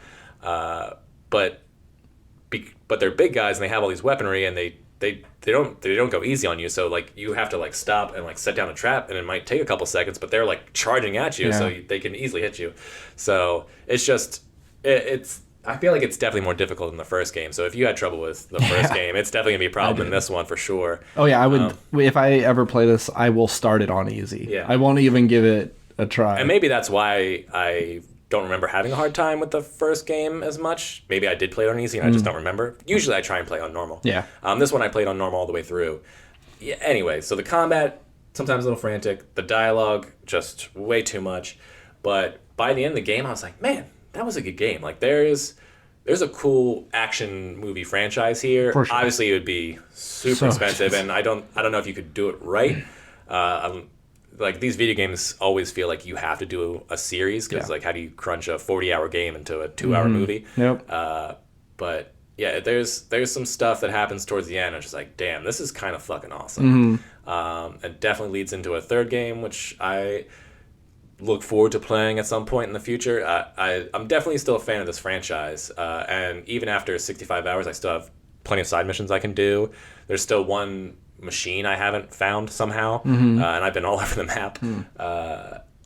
It's a pretty impressive franchise that I think kind of got swept on the rug because Elden Ring came out, and that's all anyone wants to talk about, which is another game where it's just, oh, let's make everything as hard as possible for you. I think the first Horizon also released around the same time. They did an Honest Game trailer where they talked about this. Yeah. Because it was Breath of the Wild that came out, which is considered the greatest game ever made. Yeah. So it has a curse against it that keeps going up against these big fantasy games and losing. But yeah, it's a great game. I enjoyed it very much. They could have maybe improved the middle part a little bit more. Okay. I don't know if it's just shorten it or just whatever. But Okay. altogether, I give it a 8 out of 10. Okay. Now, Aloy's facial hair, was it so distracting that you needed to delete the game instantly? No, not for. Well, I didn't notice it all really, and then you told me about it, or I saw a video on Reddit or something, and then I noticed it a lot more. I'm like, yeah, why the fuck would it move like that? But They just, if you're gonna do hair simulation, you do it for all of it. But the ones I saw, I think online or that you showed me or whatever it was a lot more crazier than anything I ever saw. It was just. It just sometimes around the shoulders, it just moved a little bit more than it should have. But her hair didn't bother me so much. Her facial performance was more jarring. I heard that. I forgot about this part until thank you for bringing up the hair thing. there's so many parts in this, and I think it's only her character. Only her character like doesn't seem to like have her eye line lined up with anything that's going on properly. So it's always in these cinematic scenes or when you're having just dialogue options. She's like talking, but like one eye's going over here, or like they're both kind of looking up, but the person is like more to the left, and it's so distracting because it feels like the actress is trying to like make sure she emotes to the other person, so it's like the camera's picking up all of her performance, I guess. Or I don't know if she did it normal and then the animators are like, okay, well maybe she could look more expressive in this scene to really I don't know what goes into motion capture on the face, but it's just her performance that just seems so, her face just seems off for some reason, and it was driving me nuts for the first third of the game. By then, at this point, I was just like, okay, whatever. Like I don't even notice it anymore. But for the very beginning of the game, I was like, what the fuck is happening right here? Because I've heard overly animated. Yeah, it was so distracting in the beginning. But I learned to just ignore it at a certain point. But yeah, futuristic giant dinosaur robots are cool. Yeah, yeah, they are. Yeah, and there's a new water breathing mechanic in it, which definitely added a lot. And gliding, right? Gliding was fun. But is it all pretty much the same weapons, like regular bow, sniper bow? Yeah, it's all the same. I think I could be wrong, but I think the only real new weapon is this kind of those balls that are on a hook that you can kind of like throw up and scoop. It's almost like a mini lacrosse stick, but just like it's like part scythe, part lacrosse stick. Oh, okay. You know what I'm talking about? Yeah. It's kind of like that, where they have it's a ball in there and it like charges up and you can throw it, and then it like hits the enemy a bunch of times, and then it can come back, and if you catch it, it like charges up again, and so you kind of like keep tossing it back to yourself. So it's like, is it like unlimited ammo if you keep catching it, it's unlimited ammo. Interesting. Or but if you drop it, or like if you get hit, obviously. Oh, so it could hurt you on the way back. No. I'm just like if the enemy hits you, or like the enemy's coming at you and you have to dodge this way, but the ball's going this way. Like you don't always necessarily know where the ball is coming. But it's not like it's going so fast that you can't like kind of easily catch it. Like as long as you stay within like 15 feet of where you threw it, you're probably gonna catch it. Okay. But there's always something happening, so you're like, shit, I gotta get out of the way. So I've definitely lost plenty of balls that way. Now, as someone who never finished the first one, am I gonna be confused at all story wise, or do they do a good job at catching you up? That's a good question, because I definitely forgot a lot, and I think I did just watch like a YouTube recap just to like go, okay, I remember. I think through context clues of the story alone, I don't think it necessarily babies you. It's not going to be like, here's this. I think there is a opening montage that kind of gives you like the very basis in the beginning of the game. But you get what's going on relatively quick. But I didn't expect the storyline to be what it was in this game. So if you ever play the second one, I'd be interested to see your thoughts on it. Sure. So yeah. All right, so we have 3 TV shows that have come to an end. 3 very good TV shows. They all ended pretty close to each other. 2 HBO shows, 1 Hulu original. Which one do you want to talk about first? Let's do Gemstones, because it's the one I have the least amount of thoughts on. Yeah. Season 2 of Righteous Gemstones, I think, is just as good, if not better, than season 1. I love these characters so much, and for those who don't know, it's about a mega church preacher family where Eli Gemstone is played by John Goodman, and he has come up from nothingness to be one of the biggest pastors on the East Coast. And it's about him and his 3 children, who are all very devout but terrible human beings, and are very selfish and greedy, but they usually are doing that because they do want to serve the word of God and become bigger in their own rights and step out from the shadow of their father. But there's also a murder mystery going on at the same time. A news reporter who is gonna out them, or at least out their mother. They never really go into exactly what he knew, but and then he ends up dead, and now they're all thinking like, oh, did Dad do it? And now someone's coming after Dad. Who are these people trying to mess with our family's lives? I love this show. There's not one episode that didn't make me laugh out loud multiple times. It's such a funny, stupid show.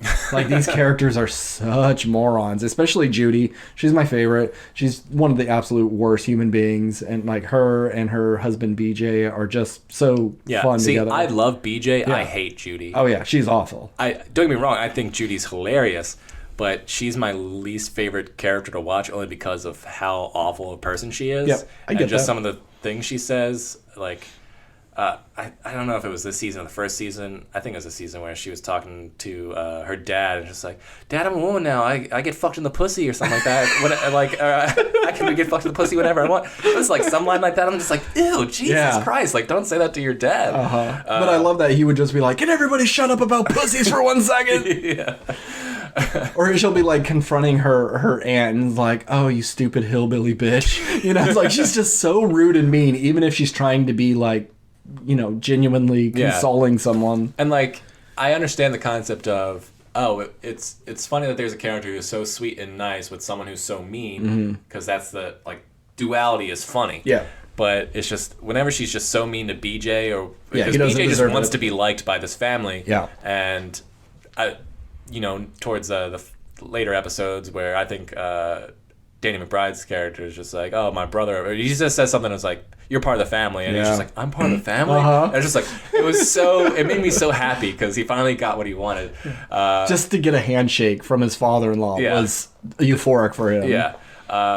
Like, I love BJ for that reason. I love Danny McBride, but I don't like Judy because she's such an awful person.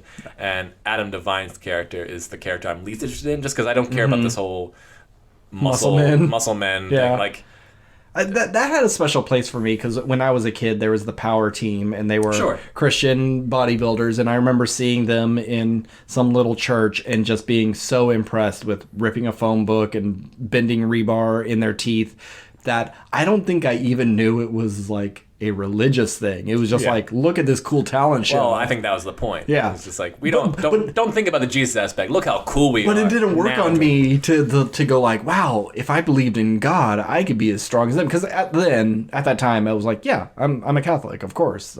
You don't need to try to convince me on anything. Yeah. It was just, look at these cool buff dudes. And I remember one guy, he was trying to do the rebar in his teeth, and like he got it going, but I think he lost steam and he just couldn't get it any further. So another guy had to come in and finish it for him. I don't know if he tore something, but I just remember being a kid and going like, pussy, you know, like, you giant muscle man, you fucking. You only bent the bar a little bit.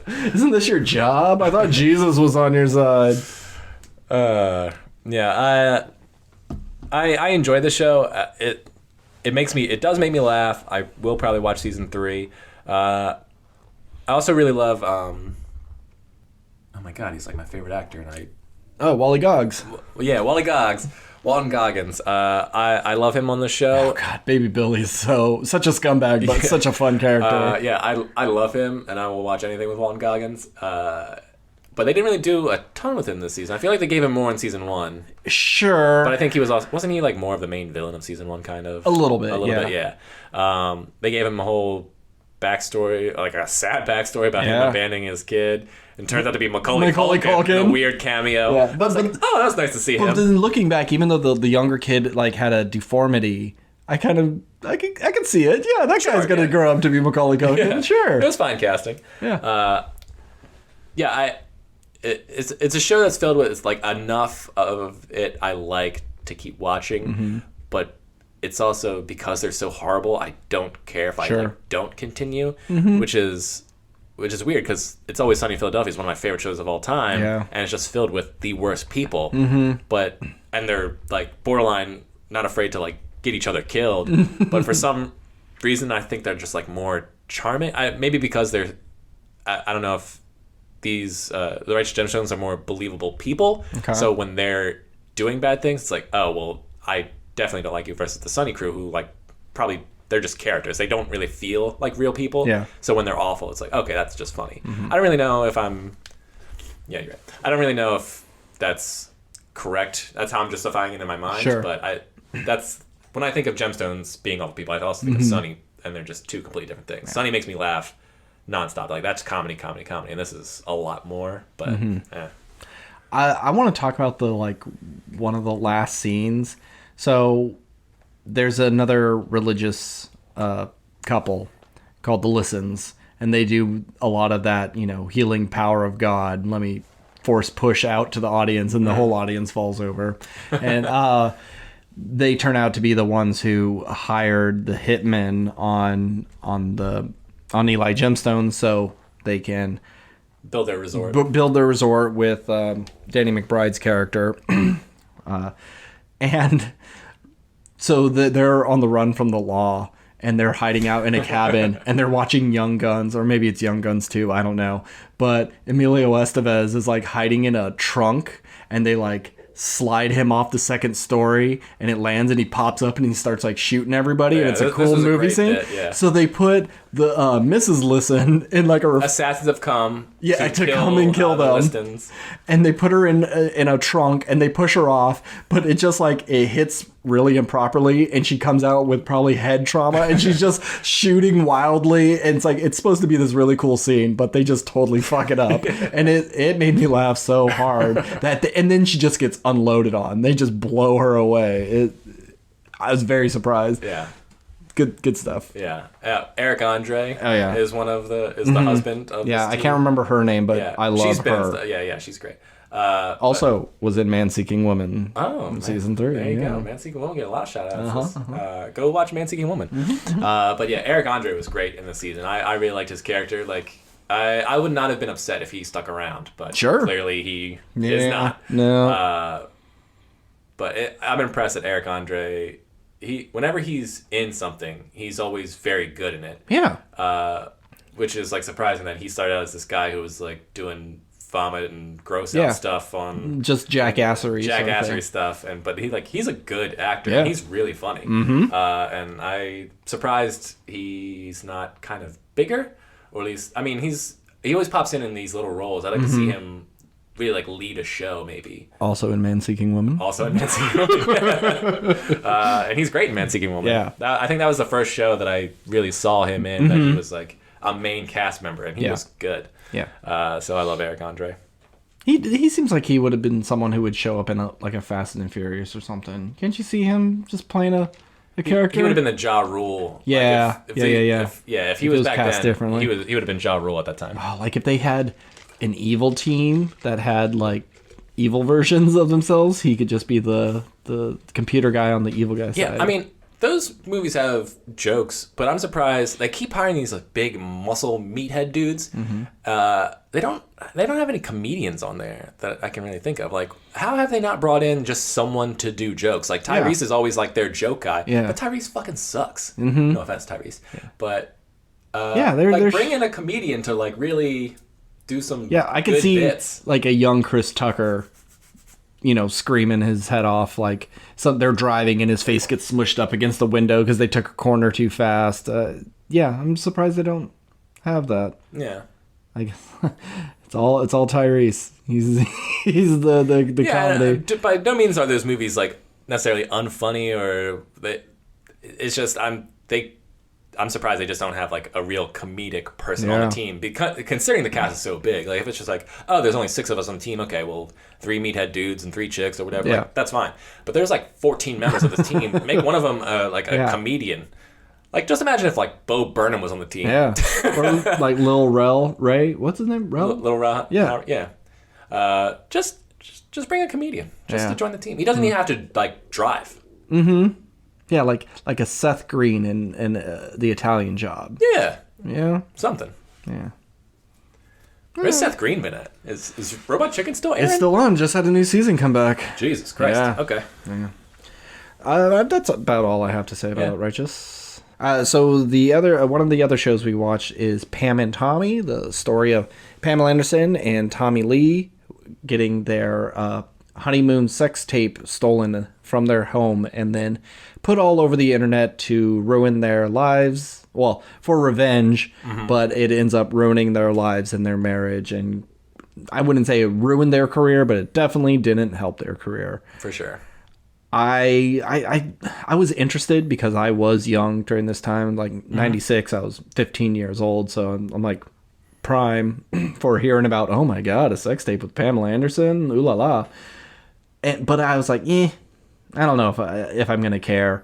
But after watching that first episode and seeing the performances of everybody, especially Lily James, right? Yep. Okay, I keep wanting to call her Lily Cole. And I think I did call her Lily Cole on the first time we mentioned this, but she's just so good. And Seth Rogen's always likable, and Sebastian Stan probably as close as we're going to get to a real Tommy Lee, at least looks wise. Tommy Lee's a little more scary looking, a little taller, a little gaunt, but he's a good actor, and I'm just very surprised of how likable Tommy Lee is in this show. He is very easy to make him the absolute villain, and he definitely is kind of has his moments, but he genuinely loves Pam, and society I love that. Is the villain of this very true. story. No, but like he's a little dense on some of the things. Like he doesn't get why it's worse for her than it is for him. But you really do see how much they cared for each other, and you would think, oh, he's a rock star, she's a beautiful bimbo, of course they're gonna hook up because that's what you do in Hollywood. But no, they really loved each other, and if it wasn't for this thing, who knows, they probably could have had a long lasting marriage.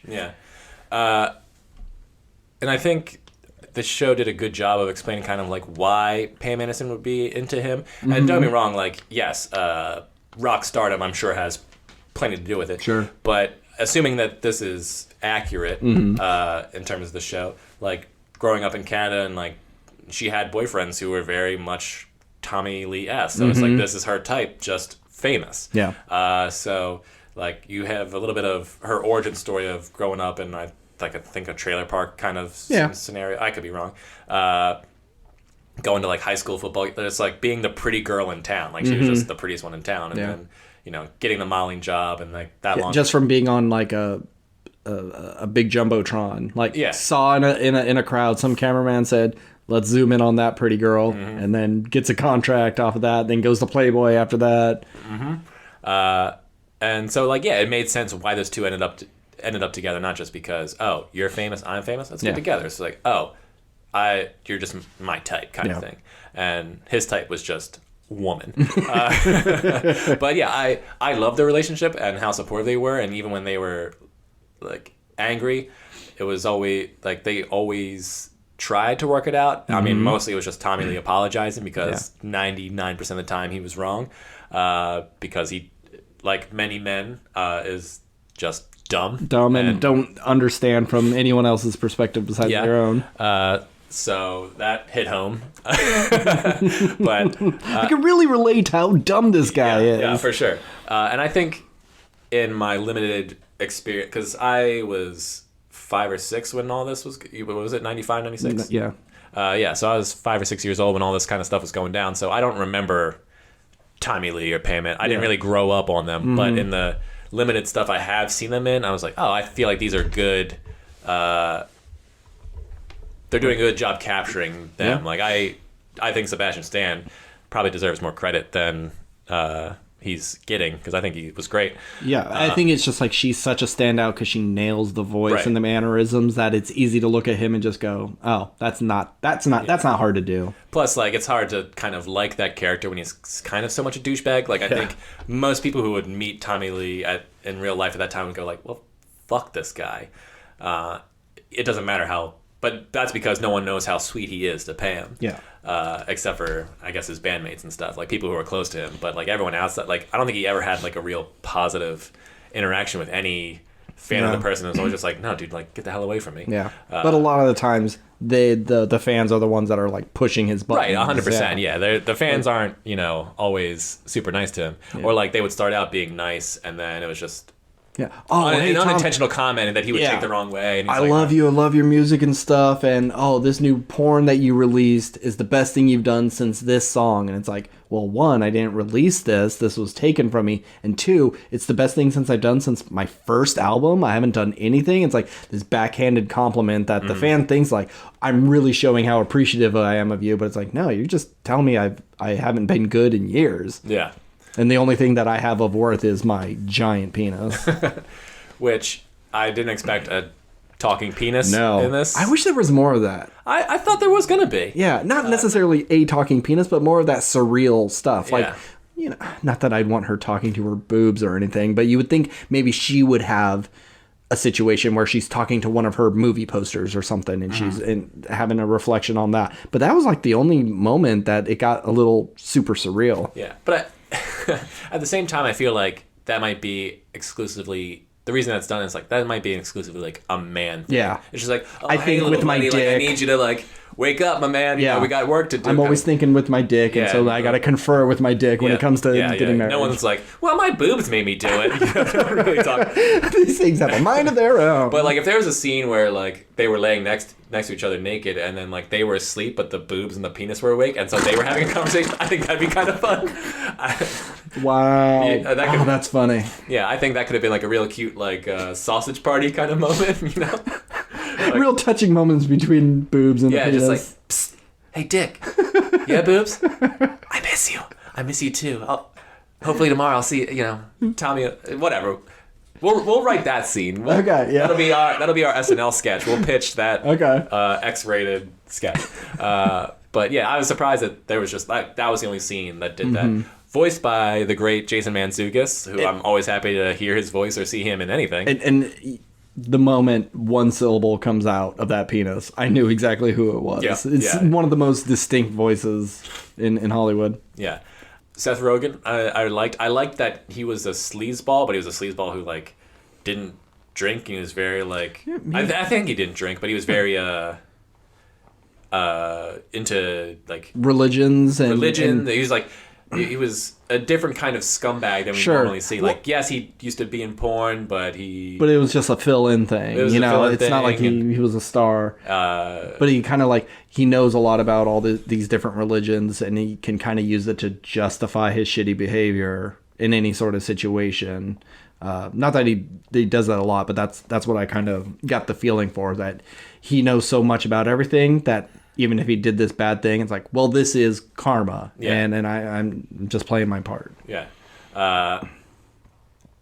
And even though he set all this stuff in motion, he was a bad dude. Like you said, when he was just like justifying, it's like, oh, this is karma. Like Tommy Lee treated me like shit, so I'm gonna kind of screw him over. Like it makes sense. Like and watching it, and you're seeing Tommy Lee constantly do these bad things. You're just like, well, fuck Tommy Lee. Like, yeah, he deserves it. But the whole point of the show is it's this war between these two guys, and Pamela is paying for it, and she's dealing with like anything these guys are dealing with. Yeah, that sucks, but it's nothing compared to what she's dealing with. Yeah. Like her launching Barbarella in one, it's like this movie. Barbed Wire. Barbed Wire. What did I say? Barbarella. Barbarella. Yeah. Is there? There is a movie called Barbarella. Okay. It's with Doesn't matter. Barbed Wire was like she was hoping to launch her movie career. Olivia Newton-John. And get out of television and be like, oh, I'm going to be the biggest star in the world. And then this happened. And she became the biggest star in the world, but for the wrong reason, which like tanked all of her other options. And it was so sad hearing her getting so excited for Barbed Wire, because I saw Barbed Wire in theaters. Did you really? I did see it. And it was mainly because it's like, oh, I heard Pamela Anderson is naked in this, so of course we got to go see it. So me and my buddies went and saw Barbed Wire. It's not a very good movie. Even like being a dumb, 15-year-old with a terrible taste in movies, I knew I was like, this is not a good one. So it was sad seeing her get so excited, knowing that she's going to become a huge joke. But one thing I want to bring up is if he would have never stolen that tape and they just kept it forever, this was never released, how different the world would be, because we never even had the concept of a celebrity sex tape before this, and what you can find on the internet, because like the judge is saying, oh, well, it's on the internet, so it must be fair use, so they're allowed to use it. And it's like, that's not how things work at all. But it was in such early days that nobody really knew what was allowed and what wasn't. So if this never came out, how different would laws, and especially about the internet, how different things could have been, and different for their careers and their marriage and everything. Because it's weird to think that like this celebrity sex tape had such a big effect on just the world in general, but it really did. And like, you know, I assume laws were made and taken into effect, and like society changed in a weird way, and the internet changed, and because the internet was this brand new thing, and there, like, a lot happened because of this. And it's like, would the next big thing would have been what, Paris Hilton's tape? Was that like the next big that was the next big one, and then Kim Kardashian, but that was a more like, orchestrated thing. Or was that, or were those only going to be big because this was like this set the precedent? Maybe those would have just like fizzled out, or like would there have been some other random? Yeah. Who knows? Who knows? I would love to see alternate universes. Yeah, I really would. I feel like there's bigger questions than what would happen if this tape didn't exist. Yeah. But it'd still be interesting. I was looking it up, and the guy that Seth Rogen is playing, like, that guy is just existing in this world, knowing I'm the guy that caused all this problems, and they even said it at the end of the show, like, he would mention it to people, and they'd be like, yeah, sure, whatever. Yeah. But that's got to be a weird feeling. Like, I did this thing, and I really fucked over these people's lives, and I don't know.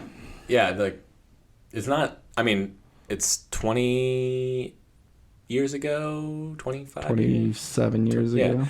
Yeah. So it's not like crazy long ago. No. Like, these people are all still around. They may or may not have seen the show and like going like, well, that didn't happen, or that did happen. And it's just like, yeah, I'd like to see Pamela Anderson and Tommy Lee's take on this. I feel like it'd be, for Tommy and Pam, it's different because, like, oh, we've been in the celebrity eye forever, so this show doesn't really have that much effect on us anymore. Yeah. Like, we've been through this, so this coming back doesn't mean anything. But, like, for this dude who was just a dude who, like, no one really knew his name until now, it's like, oh, like, yeah, I'm the guy. I'd be interested to see what he thinks of all this, more than Pam and Tommy, because it's just like, yeah, this... It happened, whatever, we're past it. But, like, this is the only thing this guy is, like, will probably ever be known for. Yeah. It's like, I'm the sex tape guy. Yeah. You know? Let me pose this question. Okay. I like questions. So, they have 2 sons together, and they are in their 20s now. So, say you are the child of a celebrity, 2 celebrities, and one of their biggest claim to fame is a sex tape. Obviously, you don't want to watch a sex tape of your parents getting it on, regardless of how beautiful they were in their youth and their sex symbol status. But say you are one of their sons, and this show comes out. Do you watch it? Do you watch it because it's like, well, let me see what this take is, because I know what my parents have told me, and I know what maybe I've gotten just growing up around it? Or do you go, I still don't want to see someone who's playing my mom be naked around someone who's playing my dad with a big fake penis. Like, I just don't even want something similar to it. Yeah, I'm sure they've been prepped for a long time about the story. That it's like, look, there's this thing out there. This would, like, Thank God it would have been tortured in elementary school. I don't know. But if I was them, I don't think I would have any desire to watch it, just because, like, yeah, it's someone playing my family that like, even though it's fake, it's not them. I don't want to, like, the idea of my parents doing it is pretty gross. Yeah. So I would think that they would avoid watching it. My bigger fear would be being those kids and going like, oh, I'm finally discovering porn, and then just scrolling through and it's like, it's there, it's being used as an ad, a pop-up ad. Like, the ad thing would be what I'd be most afraid of, because it's like, once you see just a 2-second clip, I'd be like, okay, I'm never gonna forget that. Yeah, there's my dad's penis, or there's my mom's boobs.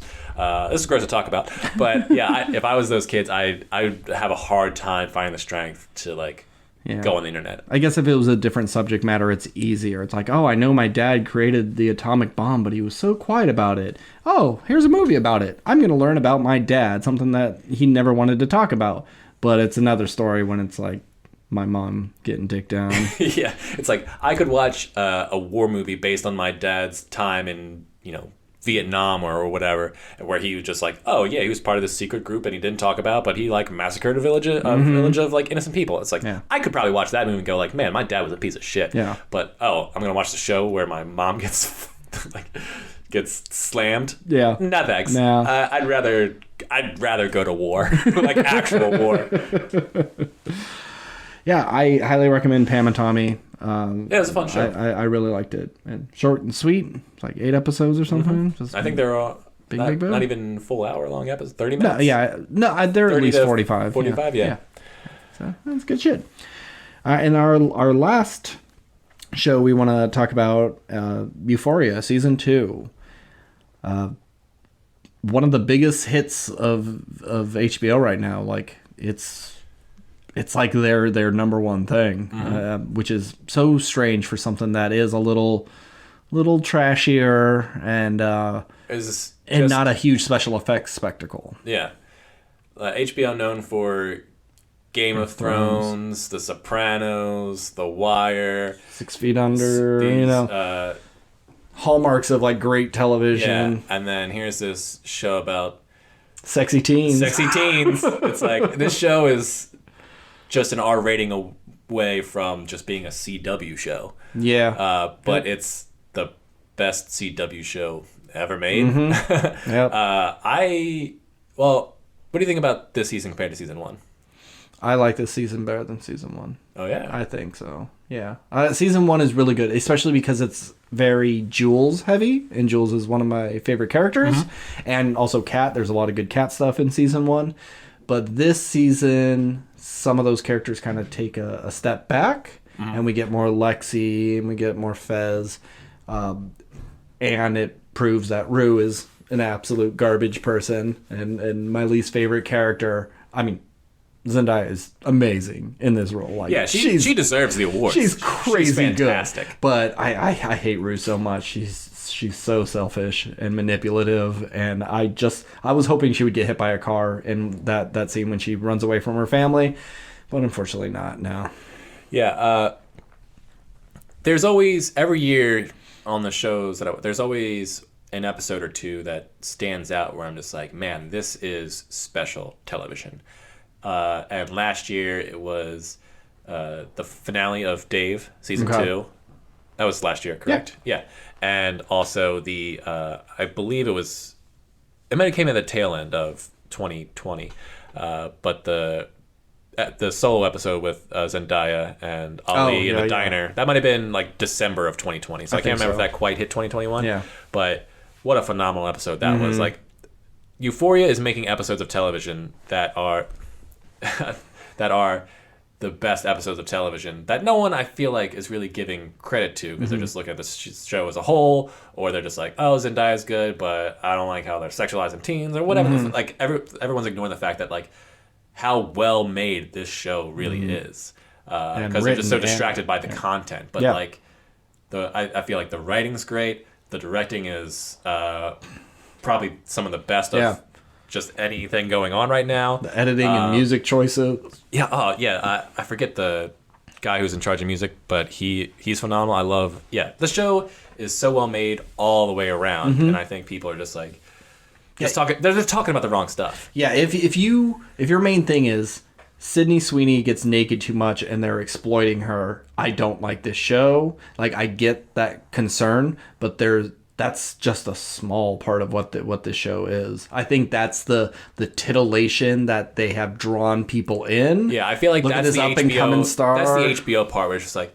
look, you guys make whatever weird shit you want to make. Just put a pretty person with big boobs in there. And that's the role she's serving. But in terms of, like, next to Zendaya, the star of season 2, Sydney Sweeney's fucking killing it. Amazing. She's great. That in my favorite episode is the second to the last one.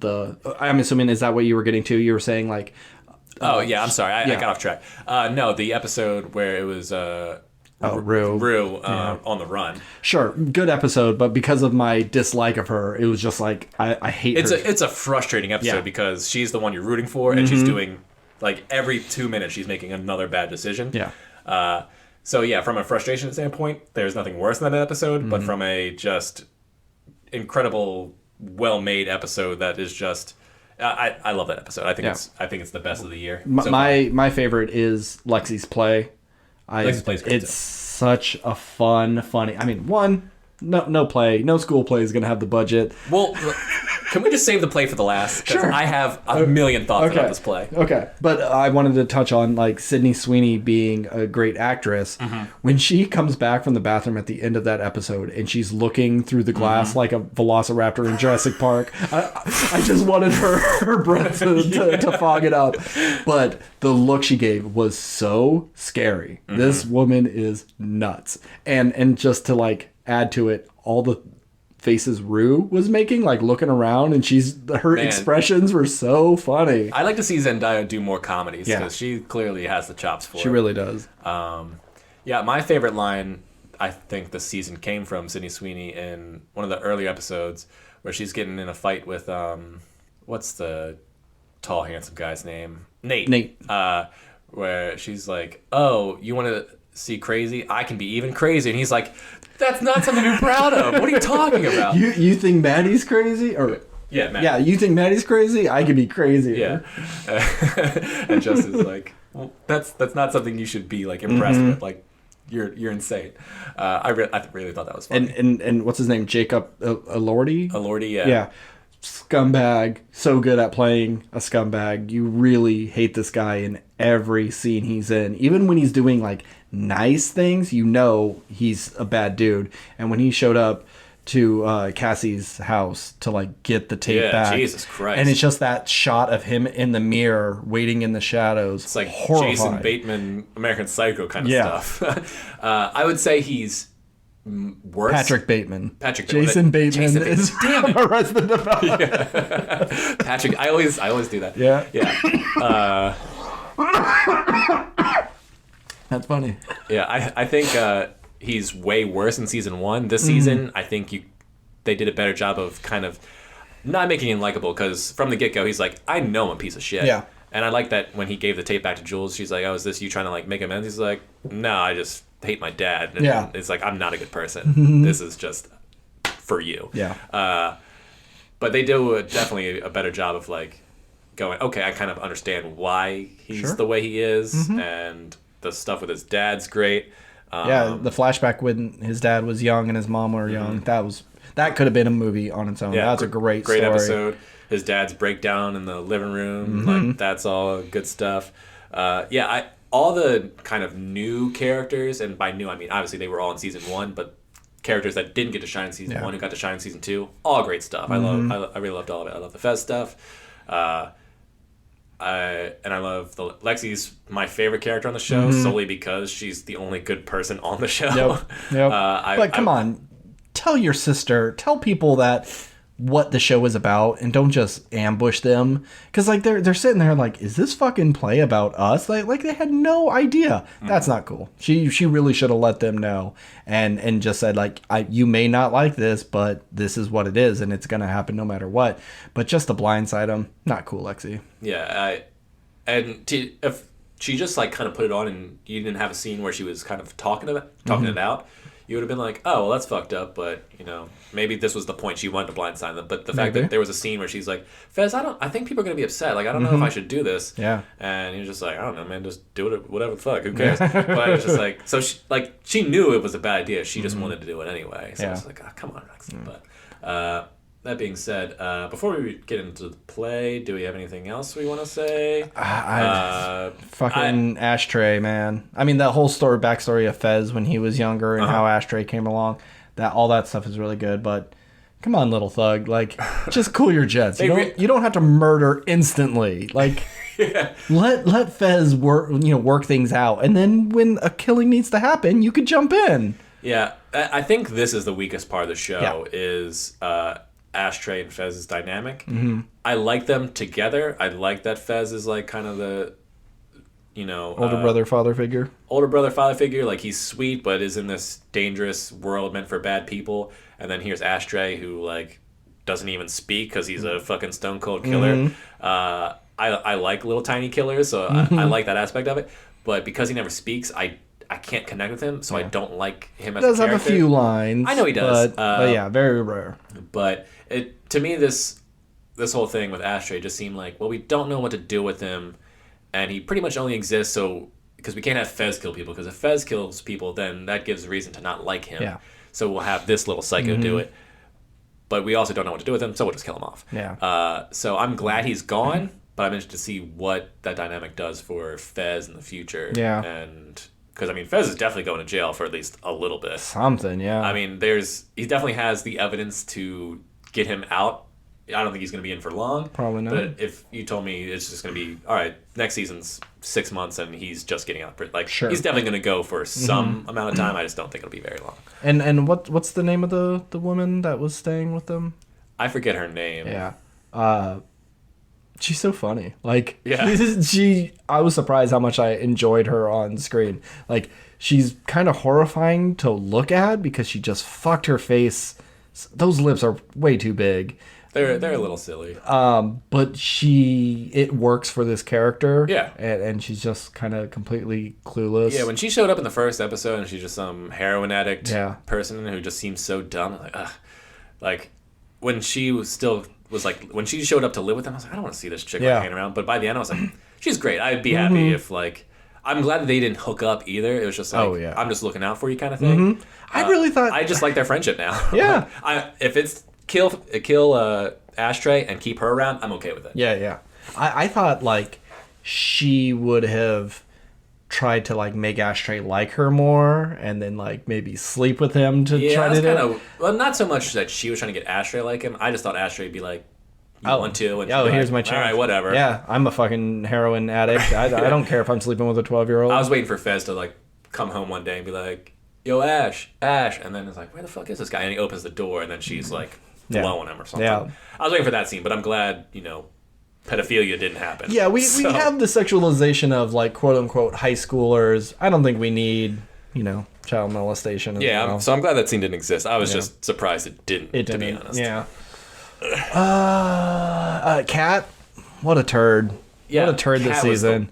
Trying to say she has a brain disorder to break up with a dude. Like, what a manipulative... That whole scene. Well, which bums me out, because I really loved Kat's stuff in the first season. Kat was probably... She was like my second fave. Second fave, yeah. And then this season, they just, like, didn't have anything for her to do. No. Same with Jules. They didn't have anything with Jules. Yeah. Very little. Just to be kind of the in-between of... Rue and... What's his name? I know his real name in real life is Dominic Fike, but I forget his name on the show. Music dude. Yeah. Yeah, I mean, I liked that trio together, and I enjoyed their dynamic and them hanging out, and, like... I thought they were going to become a thruple. Yeah, I thought that's where it was going to go, and then, Rue chose drugs and ruined all that stuff, and he might not be back for season 3, because I don't know if he needs to... Well, I know he's dating... her in real life. Yeah. Supposedly, yeah. So... I could see them. Yeah, I mean, by no means does it seem like he's necessarily out of the show, but if he doesn't come back for season 3, I feel like he's served his purpose in the show. Yeah. So if they have stuff for him to do, great. If they don't, I wouldn't be surprised if he doesn't come back. I'd be all right with that. But yeah, I mean, altogether, I really like this season. I wish Kat didn't suck, and it sucks because Sydney Sweeney was this kind of sweet, innocent one in season 1. Not perfectly innocent, but she was always in like bad relationships, and in this one she just chose like the worst. Like, ugh. You could wear, you could choose my clothes. You could let me only talk to the people you want me to talk to. That's my least favorite scene of the season. I think that scene made me so angry. Yeah. But I do like the line of, like, true love is giving yourself completely over to someone, and I can see that mentality for someone. I believe these people, like, this kind of mentality exists 100%. Like, it definitely happens. It's dumb as shit, but I can believe it exists. Essentially Stockholm Syndrome. Yeah. But, man, like, we're both big fans of Sydney Sweeney, and this season was just, like, as she was the MVP of the season for sure. For sure. But goddamn, like, her decision in this show made me so upset. I say my two favorite scenes with her, it's like right before she comes back from the bathroom when she's looking at herself in the mirror and she's like breaking down, but she's trying to smile and then breaks down a little more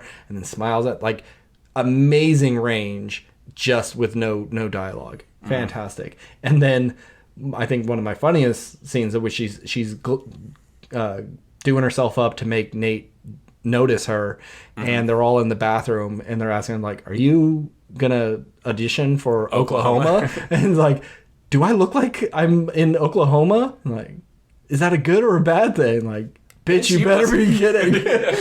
and just like her freaking out and saying everything, but of course it was all just in her head. And she's just amazing actress when you have to go to like really peak crazy levels. Yeah. And this is just a side note. Got cast in Madam Web. Is she Black Cat? Because everyone's been kind of predicting that, or is she? Some people said she might be Gwen Stacy. Yeah, I don't like her as Gwen Stacy or Spider-Man. I don't either. If she's gonna be in Spider-Man, she needs to be Black Cat. But I really feel like Black Cat would be better with Tom Holland's Spider-Man. Yeah, the fact that this is the Sony version. Yeah, if you want to do Spider-Woman, okay, because I don't know much about it, and I don't think the character is as nearly as loved as some of the other ones. But no, she's not a Gwen Stacy. No, she's a Black Cat. Yeah. Well, apparently there hasn't been a single nice thing said about the new Morbius movie coming out. So and I hear like the post-credit thing of like, oh, setting up for the future is the worst. Yeah. So I'm so excited. And it sucks because this weekend I have a guest coming and I really don't think she's going to want to watch Morbius. Don't take her to Morbius, man. No. I mean, she would have to go like, do you want to go to the movies? I heard Morbius is out. Then yeah, I'll take her to it. But I won't be like, well, if you want to. And because she would say yes. She'd be like, yeah, let's go see Morbius. Yeah. I'll hate it, but I'm not going to put her through that. I want to see it with you. Yeah, if you wait till the weekend after, are we going to have to wait that long?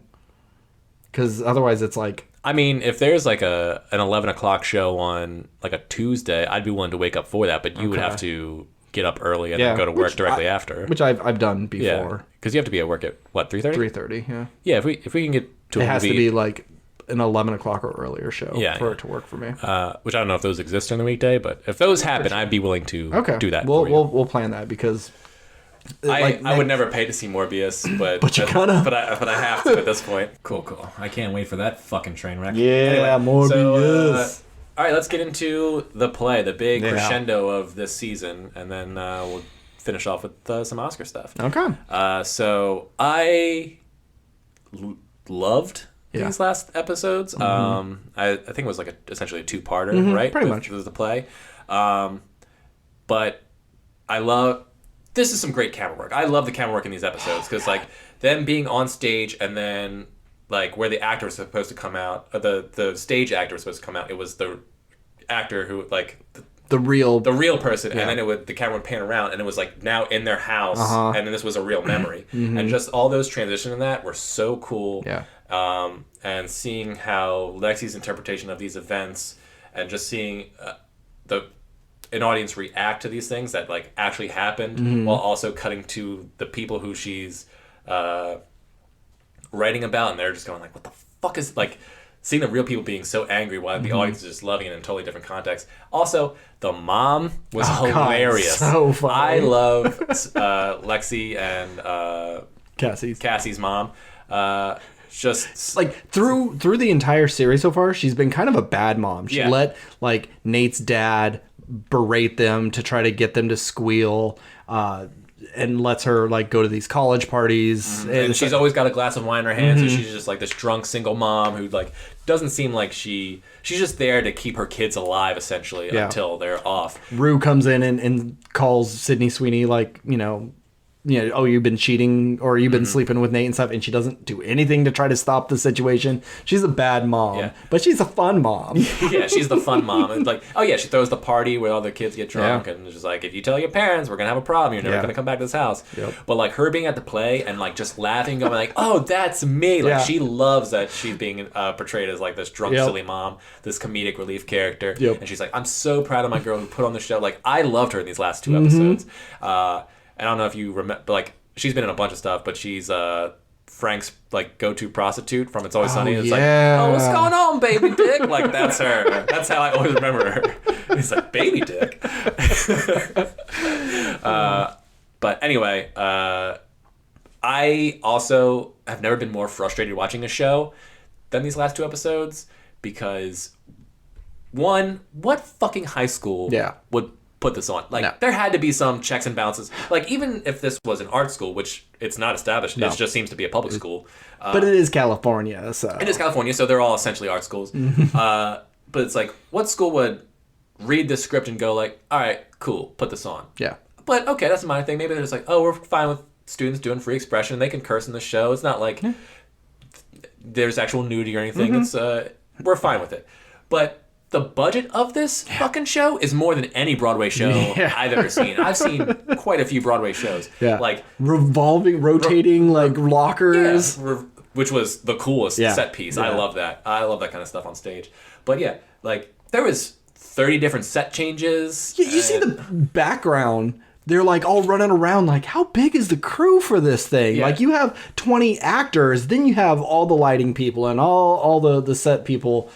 It was a big production. It was a huge production. And then you have like a 16-year-old kid running the audio who like, Lexi's just like, if you fuck this lighting cue up one more time, you're fired. It's like, who are you going to replace me with? Shut the fuck up. Just do it. It's like, she was so upset. It's like, how does a 16-year-old kid even know how to use this stuff? I know. And she goes to the actress who's playing her sister, and it's just like, you're going too broad, or you're not broad enough, and she starts crying, and it's like, oh, you're gonna cry about it?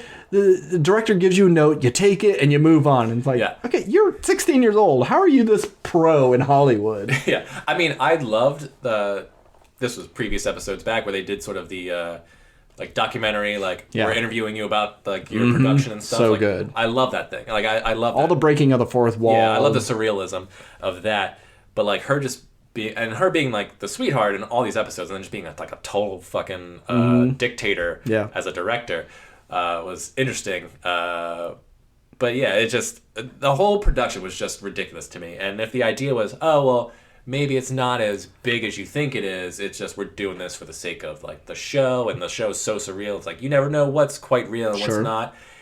I can kind of buy, sure. But at the same time, as a show, you're not giving me anything that really identifies that as like what's happening. Like what I'm viewing right now, I'm taking as at full face value. Yeah. And like this is a $5 million school production, and I don't understand how they could go like, oh yeah, this all track. It's like who made this? Yeah, even if there was just a little line like, thank God for Johnson Hardware for, donating all this stuff. Like, yeah, I don't think we'd be able to build these sets without it, and something like that. But really, who cares? Who cares? It doesn't matter. It's nitpicky, but the whole time I was watching the show, it's like every 15 minutes I was like, what? Where are we? How is this a thing? If you're expecting realism, don't watch a show about like teenagers who are involved in like drug scandals and weird sex parties and stuff like that. It's just, for the most part, all the like weird, crazy stuff usually comes from using drugs. So there's kind of a reason to the surrealism. It's just like, okay, well, this is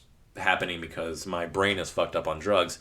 But this whole play is all like a fantasy world going into the reality, going into fantasy world, and it's absurd beyond all degree. But is it well made?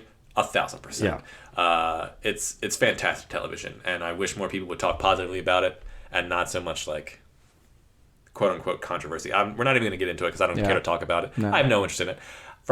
I'm just saying from a technical and a story aspect of it, I think the show's great, and I think. I'd like to see more people talk about its artistic merits than the, pretty people getting naked or whatever. I agree. Do we have any other thoughts on Euphoria? I mean, it's going to be a long time before we get a season 3. Probably like 2024. What would you like to see in season 3? Because at the end of this, Zendaya is clean. Yeah. Again. And really Maddie doing good with it. Yeah. And like actually maybe taking people under her wing. I think at the end of the episode she said for the next 6 months, I've been clean for 6 months so far. At the end of it, or a year, or 2 years, I forget what she said. Yeah. But so Maddie is possibly leaving town. A couple of characters, this was their senior year, and it seems like the end of or close to the end of senior year. Yeah. Maybe we'll get like a graduation scene. Yeah, I know we talked about it months ago that some of these people are a grade younger than others, and we can't see them really splitting it between high school and college. So Next season should just be summer vacation. They're the ones who are going to college are getting excited for it, and the people who are in a younger grade are just excited to become seniors. And you just have this whole season just take place over the 3 months of summer. California summertime. Yeah. I think there's summer love, summer flings, temptations. Like, oh, I'm at beach camp. party, blanket bingo. You know, all Californians have surf parties. Just kind of have some more fun. It's hard to say, like, oh, what do you do with Fez? It's like, do I want to see him in prison? No. But do you just undercut everything by going like, whew, that was a crazy stint in prison. I'm sure glad I'm out now. It's, I don't know. Yeah, it kind of feels like you do 3 seasons. I think next season should be the last season. And then the last season is essentially Jules and Zendaya, like, kind of reconciling, like, will they, won't they get back together? Will Zendaya stay clean? I know that's kind of like the show, but those are the 2 stars, essentially, so that's fine. And Fez leaves the drug game. Kat gets some self-confidence. Like, Maddie goes on to, like, do something with her life as opposed to nothing. Like, I can see if you're doing the summer aspect of it, it's like the end of an era, which is school, and the beginning of a new era, which is life after this part of, and like because they're all going off to different colleges, or some are just going to senior year and some are going up to college. Like, I think the summer thing makes sense, and it's a good way for all these characters to like have a goodbye before doing the next chapter of their life, and you could wrap it up in season 3. Because I don't need to see them go like. College makes sense because that's where you're going to do the most drugs and sex. But I think we've gotten enough of that, so I don't need to. I don't care to see these characters do the college years. I'd be okay with end it with season 3, and then you wait a few years, and then you do a reunion thing of them. They're out of college now. They're doing, or it's their first high school reunion, something like that. You could do it now and it'd be 4 years later because they're all out, all 25 plus. Sure, yeah, but I think like you just let enough time pass. I know what you mean, though. Yeah. This isn't a show that needs to go 7 seasons, but if it did, I can totally see like Sydney Sweeney is now, she's found God and she's gonna give up her old tempestuous ways and sleeping around, and she's gonna find something else because she always needs someone to guide her. Why not the ultimate power? And she falls in love with Jesus, and so she starts doing that. There's like this really cut, sexy, glistening Jesus that shows up, and she's like, "Damn!" No, it would be some gratuitous Jesus sex scene. Have we had a Jesus sex scene in television? We do now. Season 4. There we go. Love it. Pass. All right. Yeah. Euphoria. Good. Watch it.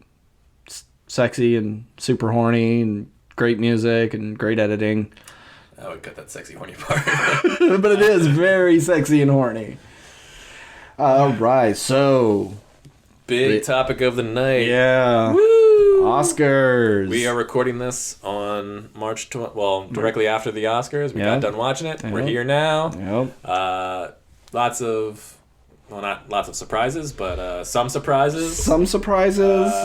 Mostly who gives a fucks. So let's talk about it. Yeah, not a whole lot of things that were all that interesting. First, I guess, let's go down and see... our picks? Our picks. Who won? Okay. We'll go through the picks real quick. Should we say the results at the end, or should we just come out and say who won this one?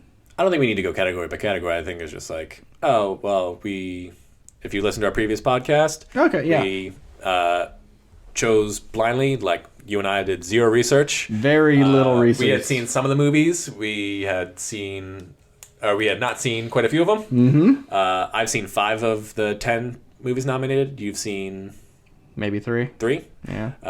And then, you have your categories like animated short, or documentary short. I haven't seen any of those. We just chose blindly. So how did we do on those, Ben? We did pretty good. I think there's 1, 2, 3, 4, 5, 6. There's only 6 categories where neither of us got it correct. Oh, yeah. Okay. So of the what did I say? It was 23 categories. One of us did better than the other, but that was to be expected. Every year, you do pretty good at the Oscar picks, and I am not very good. Well, to your credit, I do like that you kind of go like, I'm throwing some Hail Marys and going Yeah. for dark horses. Yeah. Because then it wouldn't be fun if we just chose the same stuff. Absolutely. But I think I have a slightly better understanding of what the Academy tends to go for because they're usually pretty predictable. Yeah. Very rarely do we get big surprises. Yeah. Or we get like one big surprise a year and that's it. So let's do some of the main ones. Okay. So original screenplay was Belfast. We both got that. Yep. Haven't seen.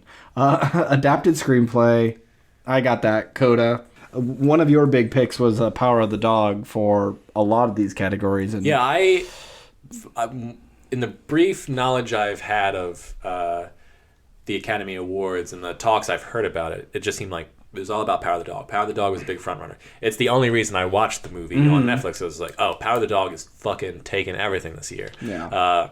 That it's going to be nominated for. And so I put too much stock into it because it only won, what, one award?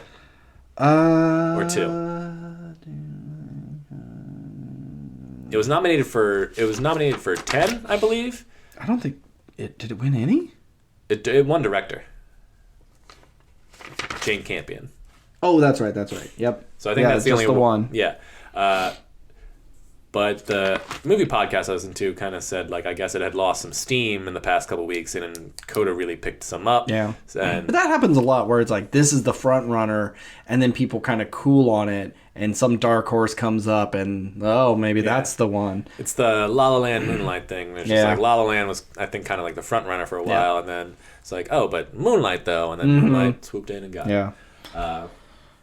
Best animated was Encanto. That should have been the most obvious thing. It should have been Mitchell's versus the Machines. It really should have. I'm so sick. Like, just give Disney their own channel. Best Disney thing, and then they don't get to be in anybody else's category. You know, that's not how it works. Whether it's a movie, a TV show, animated, I don't care. This is just the Disney Award for the best thing Disney made. If there was going to be a company who makes their own award show, though, like I'm not surprised. I'm surprised Disney hasn't done like a Disney Plus show. It's like the Disney Awards where we give out, favorite animated performance, and then it's like the Kids' Choice Awards, but for Disney shit. Yeah. So our lead actor was Will Smith, who saw King Richard and told me it was hot garbage. I don't like this movie. I don't like his performance in it. I think the daughters are good, but I don't know. His impression is just weird, and I don't care how accurate it is. He's bad. And we'll come back to Will Smith. So for Best Actress was Jessica Chastain. Didn't see that coming. Yeah, I certainly didn't. I didn't even hear her name like really in contention for anything. And I watched it just because I like her. I like Andrew Garfield. I know a bit about the story, and it was on Hulu or Amazon or something. Andrew Garfield should have won Best Actor. He really should have. This is horseshit. Yeah, that would have been really nice. I would have been fine if Cumberbatch won, because I thought he was good in Power of the Dog. But god damn, Andrew Garfield was so good. Yeah, I really thought like Kristen Stewart for actress, Andrew Garfield for actor, nice up and coming future royalty of Hollywood.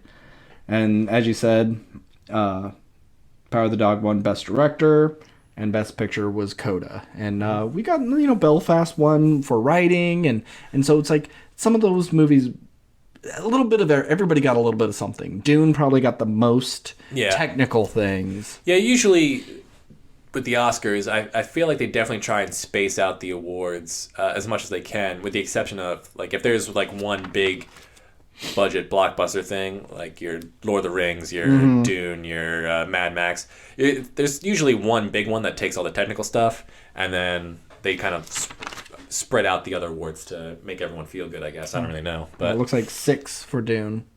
I thought it was going to have, like, 8. No, okay. It looks like 6. Well, Dune's definitely the big winner of the night, yeah. Even though it's awards that most people don't particularly care about. But I'm happy to see that movie win stuff. I didn't love it as much as a lot of people, but I still recognize how well made that movie is, and I will see the second one.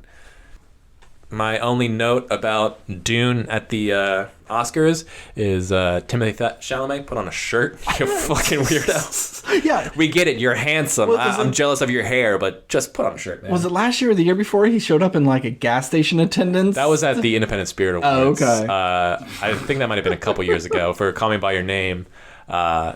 Nick Kroll and John Mulaney even made fun of him. Yeah. For it, Thanks for having someone cover your shit at the gas station. Yeah.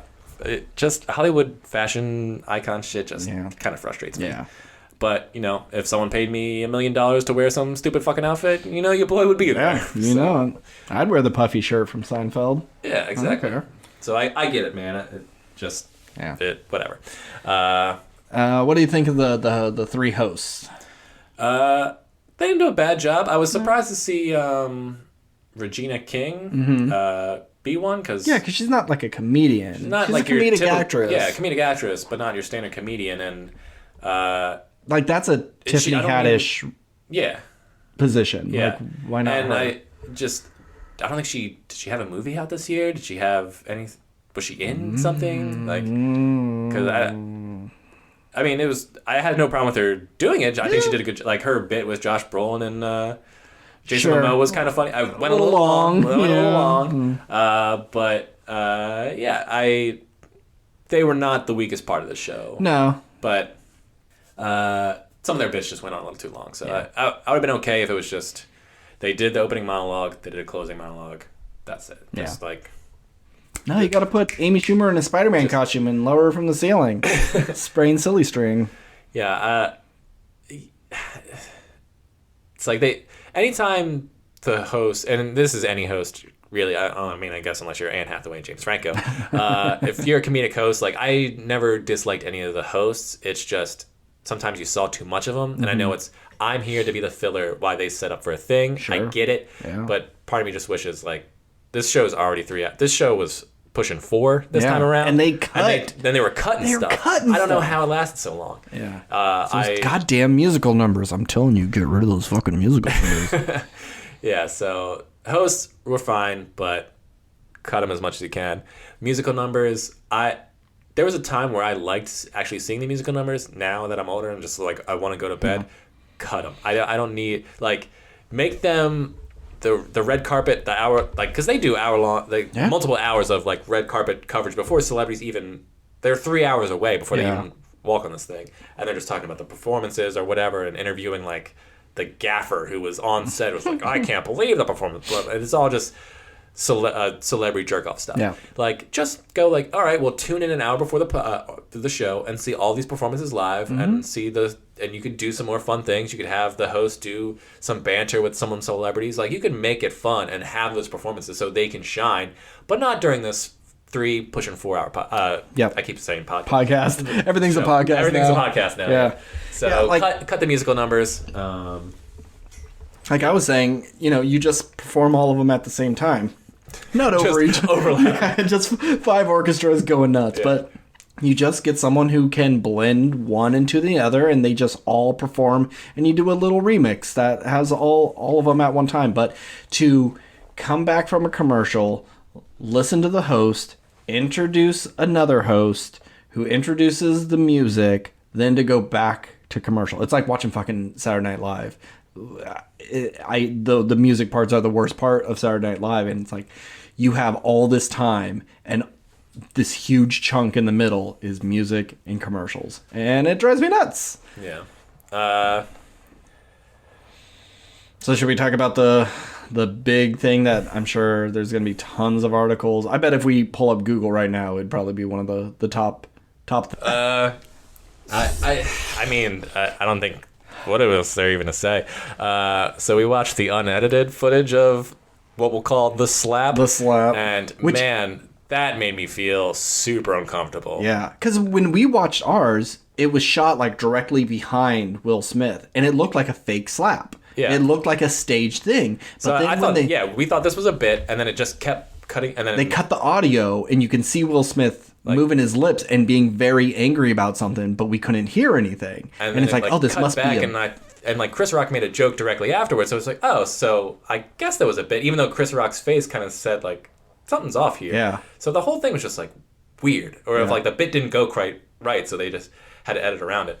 But yeah, the unedited footage was hard to watch. Yeah. I did not feel good about it. Yeah. So Chris Rock makes just a slight joke at Jada Pinkett Smith because she has shaved her head, and he says, "Can't wait for G.I. Jane 2," which this is a freaking Ryan Reynolds reference. You know, this is a movie that came out so long ago.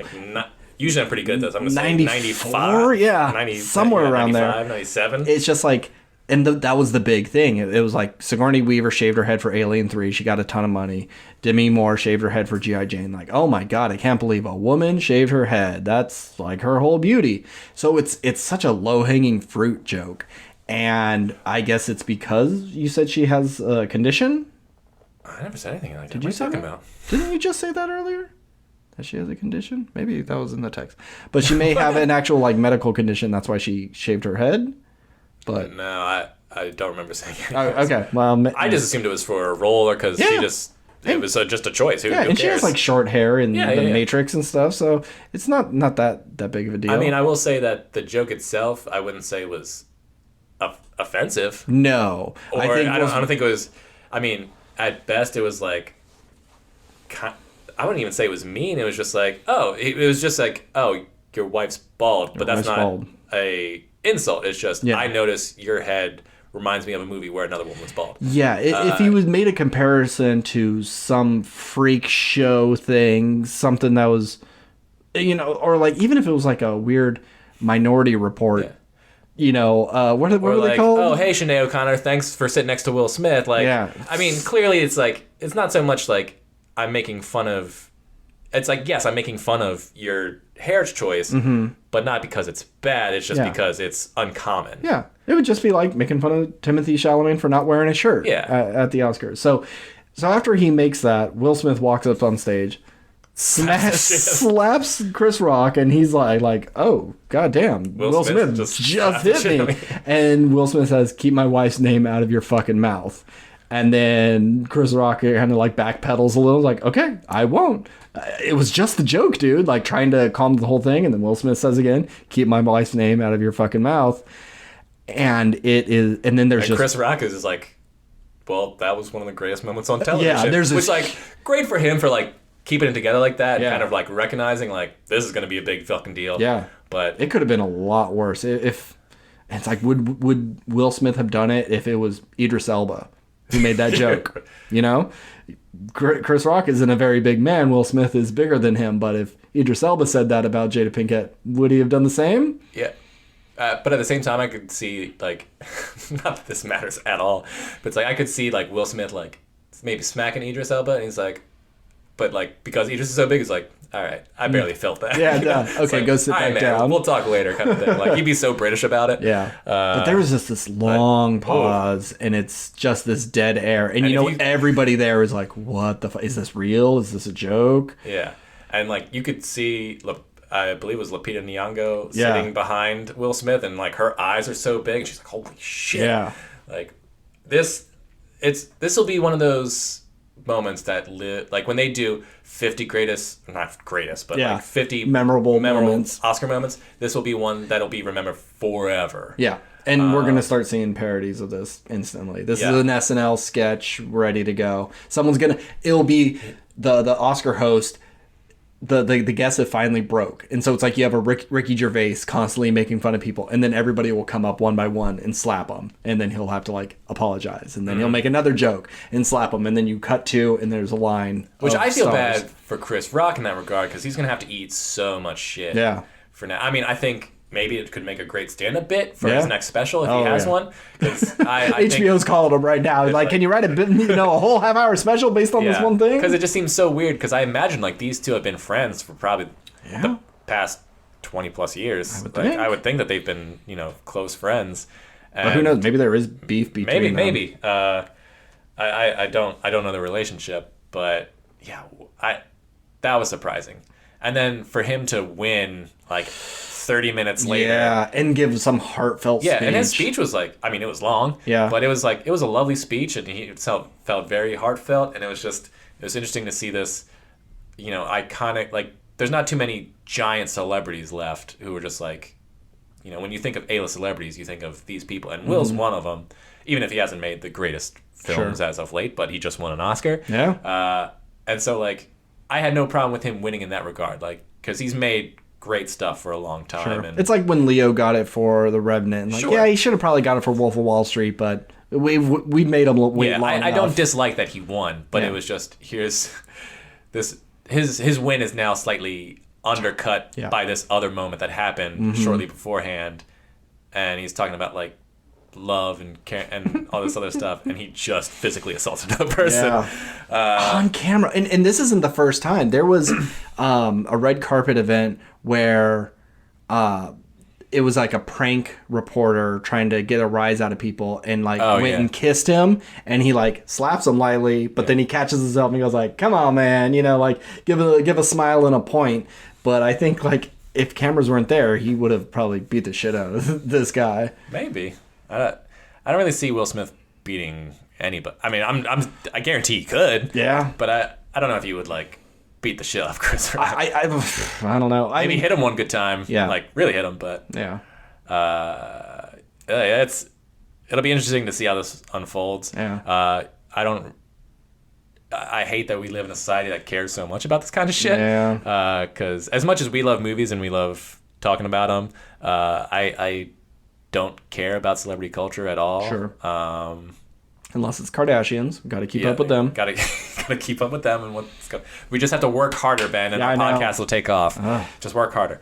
But yeah, what a moment. Do you think they'll squash it real quick? Like, 100%. He'll probably go back to and be like, "Look, Chris, that was fucked up. What I did, I didn't.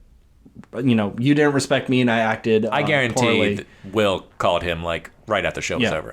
I would put money on it. We need to squash this and just say like I overreacted, and you know. And I think Chris will be like, you know, my bad, I didn't mean to.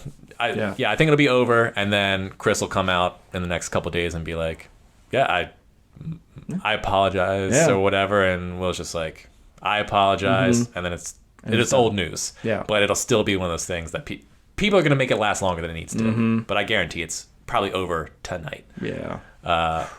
But then again, maybe it's a Dwayne "The Rock" Johnson, Vin Diesel scenario, and then Chris Rock's like, you know what? Fuck that guy. My next special, I'm destroying this chick and him. Fuck Will Smith. and it's like, maybe he knows stuff, and it's like, you know what? This is not the first time you've been a total piece of shit. I'm going to do a Hannibal Buress, and I'm going to Bill Cosby your ass, you know? Who knows? Well, we'll see. We will see. And Will Smith's going to get ragged on so much because Jada Pinkett's been like, with other dudes, and I think they even made a open marriage joke. I think didn't Amy make one, or Wanda, or some? I think somebody said like, yeah, I think it was Amy. Oh no, I think it was when Regina King was pulling all the men up, and she's like, Will, you're married, but I think she was like, oh, Jada, you cool with him like going out there, right? Yeah, I think there was like a slight joke about that, which they took in stride, but yeah, I would love to be in the car ride home with Jada Pinkett and Will Smith, and just, is she like, yeah, that's my man. You stood up for me, or if it's like, how dare you embarrass yourself so terribly. It was a dumb joke that did not need to be, like, I can take care of myself. Yeah, I mean, once again, everyone's different, and I understand the concept of, that's my wife, you don't insult her. And you just insult her on live television, but I also just see like, I can fuck this dude up after. I'll smile and be like, all right, I'm pissed, but then I'll see you backstage and kick your ass, or like really berate you and be like, don't ever fucking say shit like that again. And then it's like, okay, we don't even have to talk about it, because I think if he didn't do anything, no one would talk about. There wouldn't be articles out there going like, can you believe Chris Rock said this about Jada? It'd be like, oh well, there's that joke. Was a nothing. There was a nothing joke. Yeah. And I can't believe how long we've been talking about this. My biggest concern with this is the precedent it sets for comedians who are trying to make jokes, and now people think it's okay if you insult them. I'm going to pull a Will. I'm going to go up stage and just hit you. This seems like a Kanye thing. Like, Kanye would have done this. Not Will Smith. He's supposed to be the nicest man. The nicest guy, yeah. You fucking cuck. It's just... and we're not going to get into, like, PC culture or anything like that. That's not what I'm talking about. It's just, there's in the past few years, there's been more stuff coming at comedians and what comedians can and cannot say and all that kind of stuff. And then here's a nothing joke, and it gets you a smack in the face from the biggest celebrity in the world. Yeah. So what kind of message does that send to the rest of the world? That's what I'm interested in. Mm-hmm. But like I said, we'll see what happens in the next couple of days. Yeah. But I think the feud's over. I can't believe that happened. Yeah, it was just so out of left field. Didn't see it coming. Just very interesting.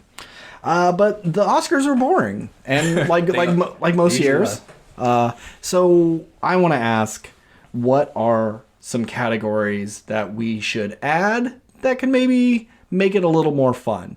Now, I compared it to the MTV Movie Awards, and I know Best Kiss is kind of like the joke award, and it's just bunch of teenagers who want to vote for Twilight, and of course they're gonna vote for Best Kiss. But they have Best Fight and Best Ensemble, and they have some good categories that I think legitimately could add something to the Oscars. So I do think they should have Best Ensemble, because sometimes there isn't really a lead actor or supporting actor. Sometimes it's the whole group, and picking one over another seems kind of unfair when it's the whole group. And I think this would help more comedies and more horror movies get nominated, because sometimes a horror movie hangs on just like, who are the dumb kids getting killed? But if they're all likable and fun, it makes the movie a lot more fun. So I'd say Best Ensemble. Okay. My pick for a category they should add is stunts.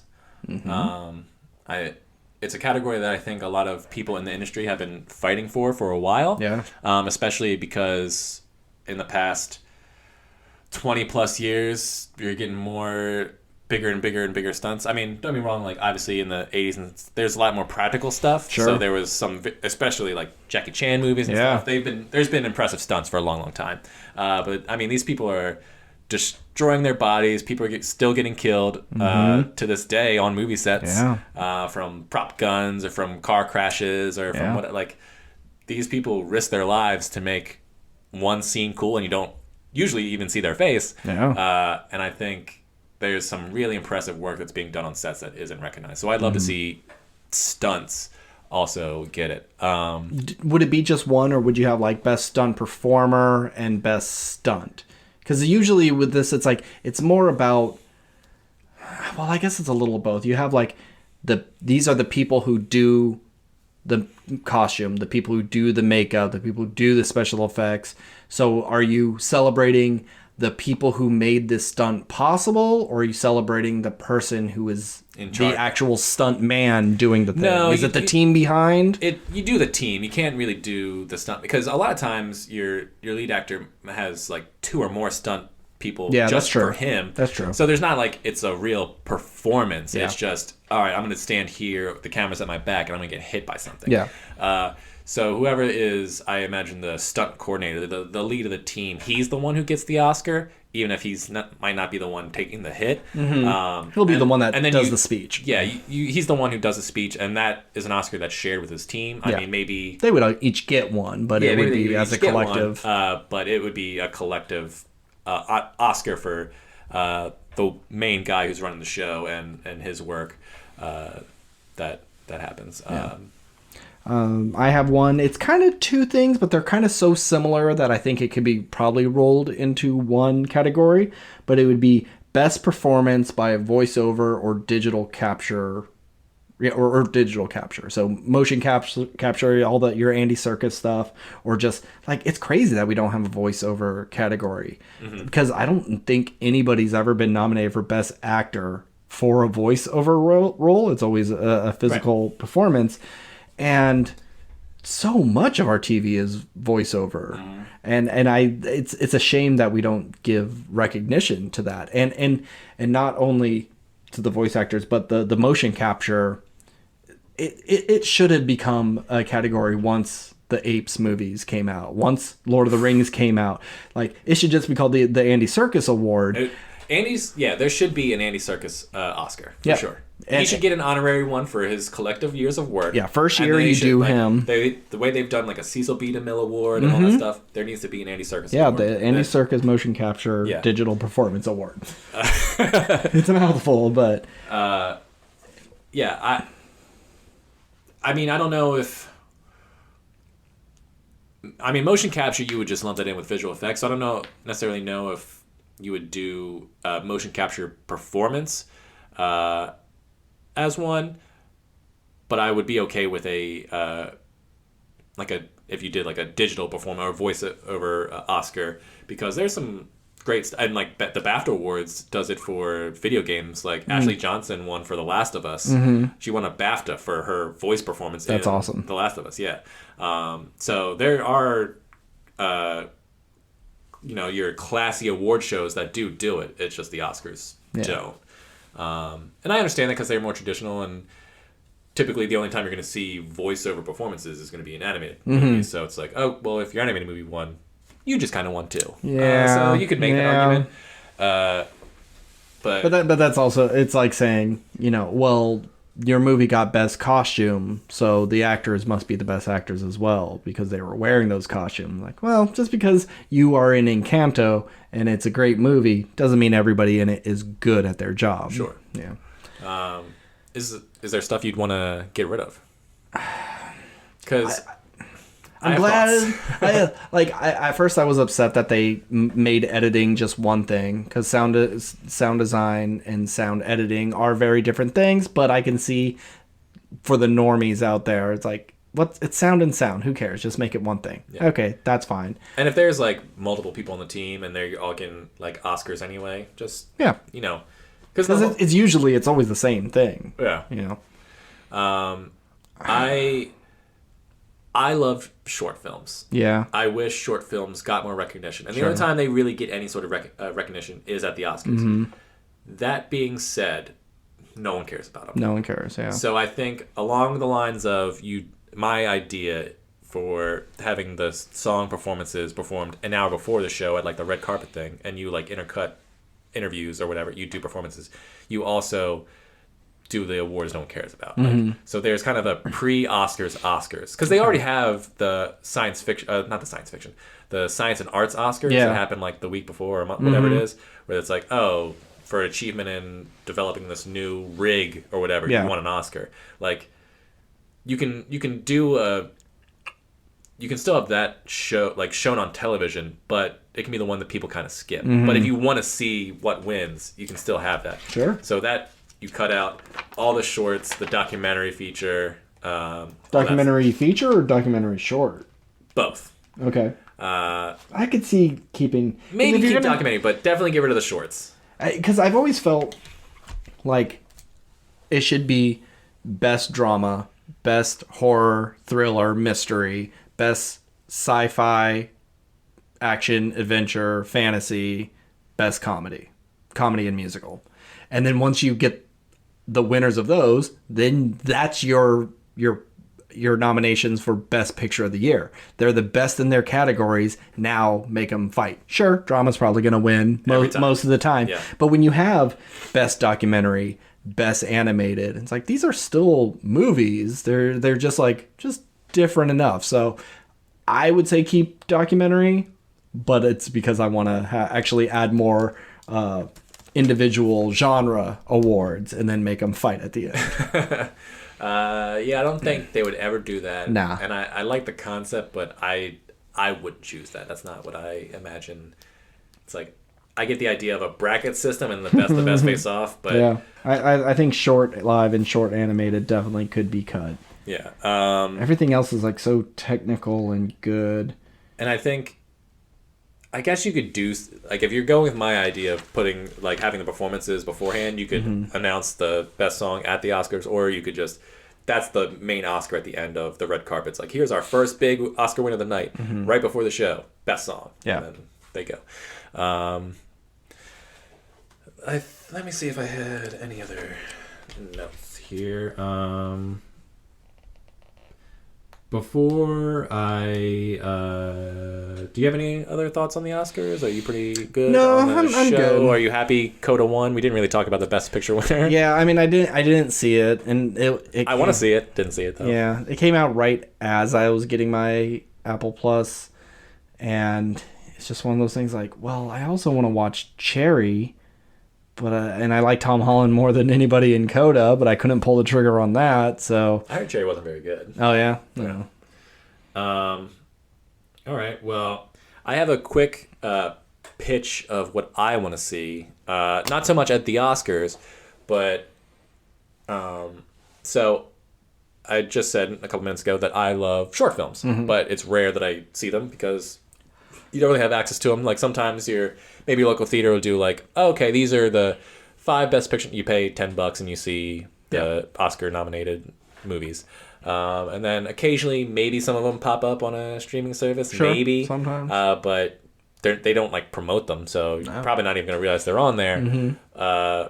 So, and tons of short films get made every year. It's just people only ever really hear 5 to 10 because it's the Oscar picks. Yeah. So, what I want to see in a world where movie trailers come out before they even hit theaters, so by the time you pay to see a movie, you've already seen this trailer 10 times or whatever. The movie trailers don't need to be in theaters anymore. Yeah, that's what YouTube's for. That's what YouTube's for. I think if you want to do big blockbuster film, like your Endgame comes out and you want to promote some stuff because all those seats will be filled. We're here to promote shit. You put trailers on that one. But let's say you want to go see Coda in theaters. Okay. Or The Green Knight. The Green Knight, yeah. The Green Knight, my favorite movie from last year. You want to see The Green Knight? Chances are you're not really... that movie is for film fans. Yeah. And chances are any trailer they play on there, you've probably seen, or maybe it's some of those more smaller indie trailers, but because of the YouTube and internet generation, you can find those trailers. It's not hard to find. Even if they're the indie movies, those trailers are out there. So I would like to see, because these trailers are now like 20 minutes long, 20 plus sometimes. It's just like, geez, just get the movie already. Play a short film instead. Yeah. Like, I just looked it up. A short film qualifies as anything under 40 minutes. Now, do I want a 40-minute movie before my 2-hour movie? No. Absolutely not. No. But if you have a 15-minute movie, a 20-minute movie or less, an 8-minute film that you can play before yours. Now, I don't know the logistics of like rights and we can't play this movie in front of this movie because it's owned by this company and this company is promoting some Disney, whatever. So I don't know how the logistics of it would work, but what I would like to see is for people to have the chance to see short films and just that be the opening to another film. You're like, wow, this is great. You get a sneak peek at upcoming talent. You maybe see something that you didn't know what it was going in. The same way that people bought tickets to see Phantom Menace. We're just like, oh, I get to see the Phantom Menace trailer. Those days are done. Yeah. Because YouTube was there. But if you're going, oh, I can see this film that isn't out anywhere and I've been hearing Oscar buzz. Oh, I'll go to the theater. I'll see this movie and I get to see this other short film. I think that'd be great. Yeah. If we could make short films the new trailers before a movie, I think it could revitalize in a certain aspect the movie-going experience to where you bring people in to see something before the movie, since they've already seen all the trailers you fucking play anyway. And even if they're not film fans and they don't see trailers like you and I see trailers, that's why for the big movies that everyone comes out for, like your Marvel movies, put trailers on those. But everything else, put a short film. Yeah. And if you advertise it with it, like this short film is before this movie and it's this long, well, for the people who don't like it, I know I can show up 15 minutes late because it's still the short. Yeah, exactly. It's like I can skip this if I want to, but I might not want to skip the trailers because I might see something I haven't seen. But it's like, even if you haven't seen it and you go like, oh, that looks good, it'll be on the internet tomorrow, man. Yep. So yeah, no, that's not a bad idea. That's my pitch on to bring more people back to the theaters and seeing new shit that you wouldn't necessarily see otherwise. I could just see studios going like, well, we're not going to make any money off this short. So but they're not making any money anyway. Where are they going to see it? If you put the trailers before movies, well, then you're promoting something where we could potentially be making money off that, where this short isn't an ad for something else. So why the hell am I going to give you more free entertainment? I could just see studios going like, no, why would we ever do this? We need those trailers because we got to create buzz for the next thing. Yeah, I'd be interested. I think I remember reading a thing online, and once again, this is a thing I saw online. It's not something I've done deep research in. Is that the amount of money spent on marketing often is gone to waste. It's the you double the budget, and that's what you get for budget and marketing. That's what I hear. But what I'm saying is, a lot of that money doesn't actually help. That much. It's like, how much did it really help Spider-Man No Way Home? Yeah. Everybody was going to see Spider-Man no matter what. Right. So there's certain movies you really don't need to do that for. Like if you're trying to promote The Green Knight and there was only one trailer out and it's the only trailer that lasted for like 6 months, like you'll probably lose some steam and you're not doing team ups with Burger King and stuff like that. Sure. You might need to put the marketing for that might have been useful. Yeah. But there's these these $250 million movies that everyone's going to see anyway, and you're dropping another $250 million to put it on like billboards and posters and whatever. Like I think you could allocate some marketing to smaller stuff, and you're saving money and you're bringing more money in actually because you're offering here's a free thing to get you into the theater to the thing you pay for. Sure. And if that goes well, maybe you even bump up prices because you're probably going to bump up prices anyway. Yeah. Not that I want movie tickets to go up even more. I'm just saying I would like to see I would like the opportunity to see short films more, and I think eliminating trailers because they're essentially useless now could be a new experience and a great experience for cinema. And I totally get that the marketing isn't working and they're just throwing their money away because like I could sit there and watch, say, Comedy Central, and I'll see a trailer for a movie 10 times throughout the day. It's like, did you really need to play it that much? And sometimes it's like every other commercial break. And I know not everybody's sitting watching one channel for an extended amount of time, but you're doing that all day long for this one channel. And you're probably doing it to a bunch of other channels. And it's 2 months till the movie's out. And you're going to be doing this every day on all these channels. That's got to be a ton of money. And I've seen it. And I think a lot of more studios are going to start putting that money towards talking to streamers and other YouTube talent and be like, look, we're going to send you this box. We're going to send you a screener, a couple of bucks. They say nice things. And you're able to get your audience the same way, but without berating them with the same visuals, what you're saying? Exactly. It's like, look, if we give it to 10 streamers and these 10 people, say I follow 6 of these people and they all start talking about this one movie at one time, it's like, oh wow, I didn't really know much about it, but all these people are talking about it. Whereas if I see a trailer for something over and over again, it's just like, I get it, you want me to see this. But when it's the discussion with other people who are just normal millionaire YouTube people. Yeah, I don't know if you've seen this trend on YouTube, but every time I go into, like, every day or every other day, there's a new Moonlight 30-second trailer where it's essentially the same 30 seconds, but there'll maybe be, like, a new shot or two. Yeah. And it's like, oh, this is called Moon Knight Rise or Moon Knight in the Streets. It's just some new version of the same images we've seen over and over again. It's like, YouTube is dropping new Moon Knight content every single day. It's like, you're giving just the one trailer is good, maybe a new trailer like when it gets closer. But like when 15, 30-second trailers, who cares? But how? Why? Yeah. Moon Knight. Yeah. Anyway, that was my long-winded pitch for Oscar shorts. No, I like it. Thank you. I hope that takes off, and it does.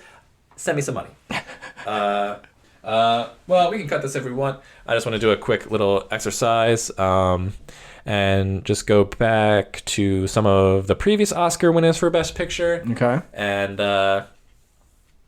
see if there's a trend. Because I feel like in the recent years, like when I think of Best Picture, like the movies that really stand the test of time, you're Back to the Futures, you're Indiana Jones' Last Crusades, you're Return of the Kings. Like how there are a lot of these iconic films that are great are rarely Best Picture winners. Sure. Like, not necessarily that I think Back to the Future should win Best Picture, but just because you win Best Picture, I feel like a lot of them, especially in recent years, I can see that no one talking about them. Yeah. In Who's talking about 5 years, even. Yeah. Who's talking about that pre-sex scandal newspaper movie? Spotlight. Yeah. No one's talking about that movie. So we're just going to go from 2000 to now. Okay. And see if any Best Picture winners really held up and you would say are worthy of it. Cultural. Yeah. So our first one, I think it does make a case for Best Picture and stands the test of time. Okay. 2000's Gladiator. Sure. Plays a ton of times on TNT. Yeah. It's a movie I've seen a ton. I was 10 when this movie came out. I probably didn't see it till I was like 13. But I watched this movie a bunch growing up. I love this movie. So the fact that it's a Best Picture winner and it still get played a ton, I think is worthy of the... Sure. 2001, A Beautiful Mind. Back-to-back Russell Crowes. Yeah. I like this movie. I never saw it. It's good. It's definitely... But it's your classic Oscar film. But it's an Oscar film that... I think is accessible. It's not something people are going to search out. It's not anyone's favorite. But I think the phrase "a beautiful mind" has become kind of this catch-all for really smart person who may be mentally ill. Which he is. Yes. Yes. Yeah. But I think it's like I've heard like, oh, he's beautiful minding it. You know, I've heard like a phrase like that. I think it's stated culturally relevant. What's the word? Relevant. Yeah, culturally relevant. But just some other stuff it was up against that year. Godsford Park. Don't remember what that is. In the Bedroom. Never heard of it. Moulin Rouge. Okay. So sure. That was a pretty popular one. Yeah. And Lord of the Rings: The Fellowship of the Ring. Yeah. They should have won that over Return of the King. It's a better movie. I'm biased, so I won't say that, but okay. But it made sense. It's like, look, we didn't give them any Best Pictures before. We're going to give it. It's really for the whole series. Plus, it's like part one of essentially one big ass fucking movie. Yeah. So Beautiful Mind, I don't think was a bad choice. No, that's fine. 2002, we have Chicago, and what a year for film. You have Gangs of New York, one of my favorite Scorsese films, even though it wasn't as beloved as a lot of his other stuff. It's Cameron Diaz. She's not very good. The Hours, which I never saw. Lord of the Rings, The Two Towers. I won't say anything. And The Pianist, which I think should have won. Because I think the Pianist, if that won, that's one of those, you're never going to hear about this movie again. Yeah. Yeah, it's just... It's in that category. It's a Holocaust film, so it's a hard watch anyway. Yeah. Where Chicago is well made and it's fun. So that's another one where it's just like, okay, I'm okay with Chicago winning. Yeah. It was Chicago and Moulin Rouge were both up? Moulin Rouge was the year before. Okay, yeah. That's right. Chicago, I think, got made because Moulin Rouge did so well. 2003, we have Lord of the Rings: Return of the King. Sure. Best Picture winner. Now, this is when you make the case for like, why aren't more blockbusters nominated? Well, here's your huge blockbuster that won. Yeah. One of the rare few occasions where it made $1 billion and it won the Best Picture Oscar. Now, some people will say it won because it's the one for the collective of Lord of the Rings. It is. Fine, whatever. But it also... But it's also one of the best pieces of cinema ever made. And one, like, it swept everything. Swept everything. Up for 11, won 11. Yeah. No acting nominations, though. Oh, wasn't Gandalf... Ian McKellen was nominated for Fellowship of the Ring. That's right. But, for supporting actor, right? Supporting actor, yeah. Because see, like, that's a movie like there's no supporting actor, there's no lead actor, that's an ensemble movie. Piece, yeah. You know, because you think Frodo's the lead, but is he? It's like he's got the main task. Is Aragorn the lead? Is Aragorn the lead? Yeah. And you have movies like The Departed, which purposely didn't put anyone in for Best Actor because they didn't want them to compete against each other. It was like, oh, well, if there was an ensemble, that fucking movie would have won because God, The Departed's great. Yep. But yeah, so Lord of the Rings makes the case for. Who was it up against? Lost in Translation, Indie. Like I could see that. Like if those two movies came out now, Lost in Translation would have won, and it would have been like, fuck that movie. Really? I don't like that movie. Master and Commander: Farce of the World. I do like that movie. Mystic River. Yeah, that's a surprise. That's a which I think would have been the front runner for a while, and Seabiscuit was the other one. Seabiscuit would have been the dark period horse. piece. But that's just the classic period piece movie. I think Mystic River would have been the front runner, Yeah. and Lost in Translation would have been like the coda of that year. And Lord of the Rings would have been the one that would have been the Black Panther. Yeah, would have or like the this is the one that Avatar. everyone wants to win, but Yeah. it's not gonna. It's not gonna. But I'm glad it did because it deserved to win. I don't care what you say. I'm not saying that it didn't deserve to win. It's just it should have won for the first one because that's a better movie. Whatever, man. All right.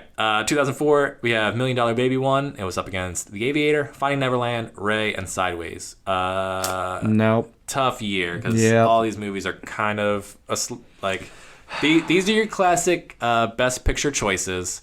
None of them are fun. None of them were. Sideways didn't make any money. No, but I Ray- think that one is the more culturally relevant one. I Sideways? still hear people talk about Sideways, especially if it's like, oh, they can't think of Paul Giamatti's name, and like he was the one in Sideways, even though there's better Paul Giamatti movies. Yeah, but I think $1 Million Baby, Yeah. at least people saw. Yeah. Like the it's first time got I watched that- The Aviator, I didn't love it. I watched it again years Yeah. later, and I was like, Aviator's actually pretty good. Yeah. I like The Aviator. And Ray, I think, is one of those movies where like it's bad, it's just he's good in it. Because he won for acting, right? He won the Oscar that year. So That's so weird. Like you're so good, but you're in a real bad movie. yeah. But $1 Million Baby, I feel like I'm pretty sure it made good money, and it won like every major award that year. So I think that's a pretty good choice. I think it's after 2006 is when we get to like really wild stuff. 2005, one of the greatest. When you think of movies that didn't deserve to win and something else should have, 2005 was Crash. Beat out. That movie's so bad. Beat out Brokeback Mountain, Capote, Good Night and Good Luck, and Munich. All movies that nobody saw. But at least Brokeback Mountain was a cultural phenomenon. Yeah. So that movie, I think, definitely That deserves to should have win. won. Not Munich. Fuck Munich. I don't think Munich's that bad. I like Munich, but it's been a long time since I've seen it. But it is not a fun movie to watch. God. So if Brokeback Mountain would have won, I think people could still talk about Brokeback Mountain. I mean, it's just like the gay cowboy movie. Yeah. It's like it was a parody for a long time. Yeah. But I think if that had won Best Picture, it would be more culturally relevant now because it broke barriers at the time. But because it didn't, now it just kind of fell to the wayside. I think people talk more about that than anything else on that list. Oh no, they do. I know. I'm just saying, it'd still be in the conversation in terms of like iconic films. I think it's a movie people talk about because it's because of the butt fucking. just because it was parodied and made a joke of, and now it's like the movie that lost to Crash, and like a lot of people hate Crash. And now that Heath Ledger is gone, and yeah, I just think like it's not showing up on a lot of people. Kind of forget to put it on like best of list when really it should be because it's a great film. Yeah. But it fell to the wayside because it didn't win. 2006, you got The Departed. Should have won, didn't win. Made good money. Great choice. Yeah.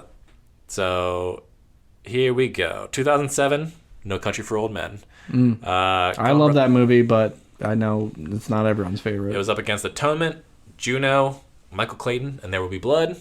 I would have given it to There Will Be Blood, but I'm fine with No Country for Old Men. I really liked Atonement. But I'm pretty sure none of these movies. I mean, Juno, I think did pretty well. Yeah. And I like Juno. I also like Juno because it's just a pleasant movie where so many Oscar movies are just like, all right, what awful event can we? Yeah, what sort of horrible Make people period cry with? piece with slavery and racism? Did Juno deserve to win? No, I wouldn't get. No. I wouldn't have. Not if. But it would have won Best Comedy Yeah. in my Oscars. Yeah, but I think No Country for Old Men is. Like, people still talk about it, but I think that's more because it's a Coen Brothers film. It's like, it's on the Coen Brothers greats. Yeah. But, like, no one's lining up to watch, like, No Country, watch... There No Will Country Be for Old Blood Men. probably is the best out of all of them. For sure. Even though that's a movie, it's like, I don't ever want to watch that movie again. 2008, we have Slumdog Millionaire. beat out The Curious Case of Benjamin Button, Frost Nixon, Milk, and The Reader. All Ew. very much. No, Milk. Milk is the only one I care about on there. I did not see Frost Nixon or The Reader. Frost Nixon was good. Yeah. I remember really enjoying Slumdog Millionaire, and I'm glad that won because it was different and because it was fun and kind of, I mean, definitely had some really dark stuff like purposely blinding children to make money on the streets. Yeah. Just Jesus Christ. Yeah. But it was a feel-good movie, so I like Slumdog Millionaire. And that would have been my choice, I think, that year of these five. I saw Milk, but I don't remember it.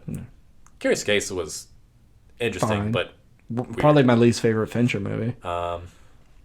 2009 was the first year you could have up to 10. Okay. So there was the winner was The Hurt Locker. It beat Avatar, which was, I think, what a lot of people thought was going to win. I'm so glad it didn't, because think of Avatar now and how culturally irrelevant it is, and people would really look back and go, "What were we thinking?" Yeah, but at least with Avatar, they've built a world at Disney Park for it, and there will be more sequels where who the fuck is talking about The Hurt Locker? No one's talking about The Hurt Locker. Yeah, it's a good movie. I've seen The Hurt Locker. I don't like Hurt Locker, but it's not something I ever really plan to watch again. Yeah. District 9 is one of those, right? The Blind Side, District 9 I love. And that was just put into because we got 9. That was the big movie of that year, the big surprise hit, and it also just a great movie. Yeah. But just put in there to boost ratings. In Education, nobody saw. Inglourious Bastards. That was that year? Wow. Precious, based on the novel Push by Sapphire. A Serious Man, which I saw, but no one else did. Yeah. Up and Up in the Air. Oh yeah, that was right. Up and Up in the Air. I like Up in the Air. I like Up. So I would say pretty diverse. I mean, The Blind Side doesn't need to be in there. No. Up's a great film, but it's like the first animated movie to be nominated for Best Picture since Beauty and the Beast. Yeah. But I don't love Up as much as everyone else does. Oof, but I'd give it to District 9 if I'm picking one of those. I mean, District 9 is the movie on here I like the most, but I probably would have given it to Inglourious Bastards. No. Because Avatar's story was the weak point, and that's a pretty important part. Yeah. And The Hurt Locker was just its irrelevance but a Quentin Tarantino movies, they're all gonna live on for fucking forever. It's just one of my least favorite of his. I mean, it's not my favorite of his, but I acknowledge its quality in all aspects of it. Yeah. All right, 2010. The King's Speech is the winner. It was up against 127 Hours, Black Swan, The Fighter, Inception, The Kids Are Alright, The Social Network, Toy Story 3, True Grit, and Winter's Bone. Ooh. I saw all those movies. Ooh. What a year! Yeah, that's 2010. Okay, read that off one more time. Okay, so let's see. There's 1, 2, 3, 4, 5, 6, 7, 8, 9. So full 10. Okay. We have The King's Speech, which won. Yep. 127 Hours. Great. Black Swan. Great. The Fighter. Great. Inception. Great. The Kids Are Alright. Good. The Social Network. Great. That's what I give it to. Toy Story 3. Amazing. True Grit. Good. And Winter's Bone. Good. Yeah. Fantastic year for films, 2010. I'll give it that. That's a good one. Woo! Nice callback. All right, so Winter's Bone, definitely not going to win. No. But launched us Jennifer Lawrence, the Lawrence, if you want to. If you want to call it you that. Can call it that. that. I regret saying that instantly. True Grit, I like that movie. Yeah. Good fun western. Toy Story 3, best Toy Story there Toy is. Story. Kids Are Alright. I like that film. That movie. It's a very cute, fun film. Yeah, and I can see that being nominated in any year. Yeah, for sure. Inception, iconic. But a little too we don't really have a story. We have a lot of exposition. Yeah, it was a little too weird to actually win, but definitely the biggest hit that year. Mm-hmm. The Fighter. Great performance by Christian Bale. Yeah. Good David O. Russell film. Mark Wahlberg's pretty good in it. Like that film. Black Swan. I like that film. I love Black Swan. Yeah, Black Swan's good. I've grown weary of Darren Aronofsky. I don't really care about Darren Aronofsky anymore. Okay. But Black Swan's good. 127 hours. A movie about a man stuck in a boulder for a couple days. Sounds boring. It's great. It's great. The King's Speech should have been the most boring fucking movie of the year, but man, did that make me that movie made me feel good. Yeah, and funny. And funny, and Jeffrey Rush is so fucking good in that movie, and Colin Firth's great. I have no problem with that movie winning. Yeah. But of all the things I'd rewatch, it'd be one of the lower ones, but sure. Yeah, it's fine. I'm fine with that winning. Yeah. But The Social Network definitely should have won. Social Network. Because The King's Speech, I don't think really made... I think it did okay at the box office. Yeah. I don't think it did bad, but I think The Social Network was a big movie and also is really well made. And so important, I think, for that time with Facebook and the whole just social media and conglomerateness of it all. I think The Social Network had a lot more to say of that time period as well, as opposed to just a period piece about a king with a speech impediment. All right, 2011, we have The Artist. That won Best Picture. I can't believe that. I like The Artist. It's fine. It's not a Best Picture movie. Ooh, wow, it's silent in black and white. Ooh. Yeah, you take any movie and you can slap a filter on it and turn down the volume, and you got the same thing. I'm not impressed. If you say so. All right, we have The Descendants, which I like. Yeah. It was fine. Extremely Loud, Incredibly Close. I didn't see, but like reviews for it were bad. Yeah. We have a friend. I'm just gonna say his name, Jeff. Who cares? But What a weird last name. Yeah, Jeff. Who cares? Jeff. Who cares? I remember him saying he actually really liked this movie and thought it was pretty good. Oh yeah. Okay. Yeah. But I've never seen it. The Help, which I've always meant to see, but I heard it's just. You never saw The Help, huh? No, I keep. I remember putting it on my list. I'm gonna watch this, but then I keep looking at that. Runtime where it's like 2 hours and like 40 minutes. I'm like, I think it's worth the time. It's fun. I know I would like it. It's just setting in the time to watch it.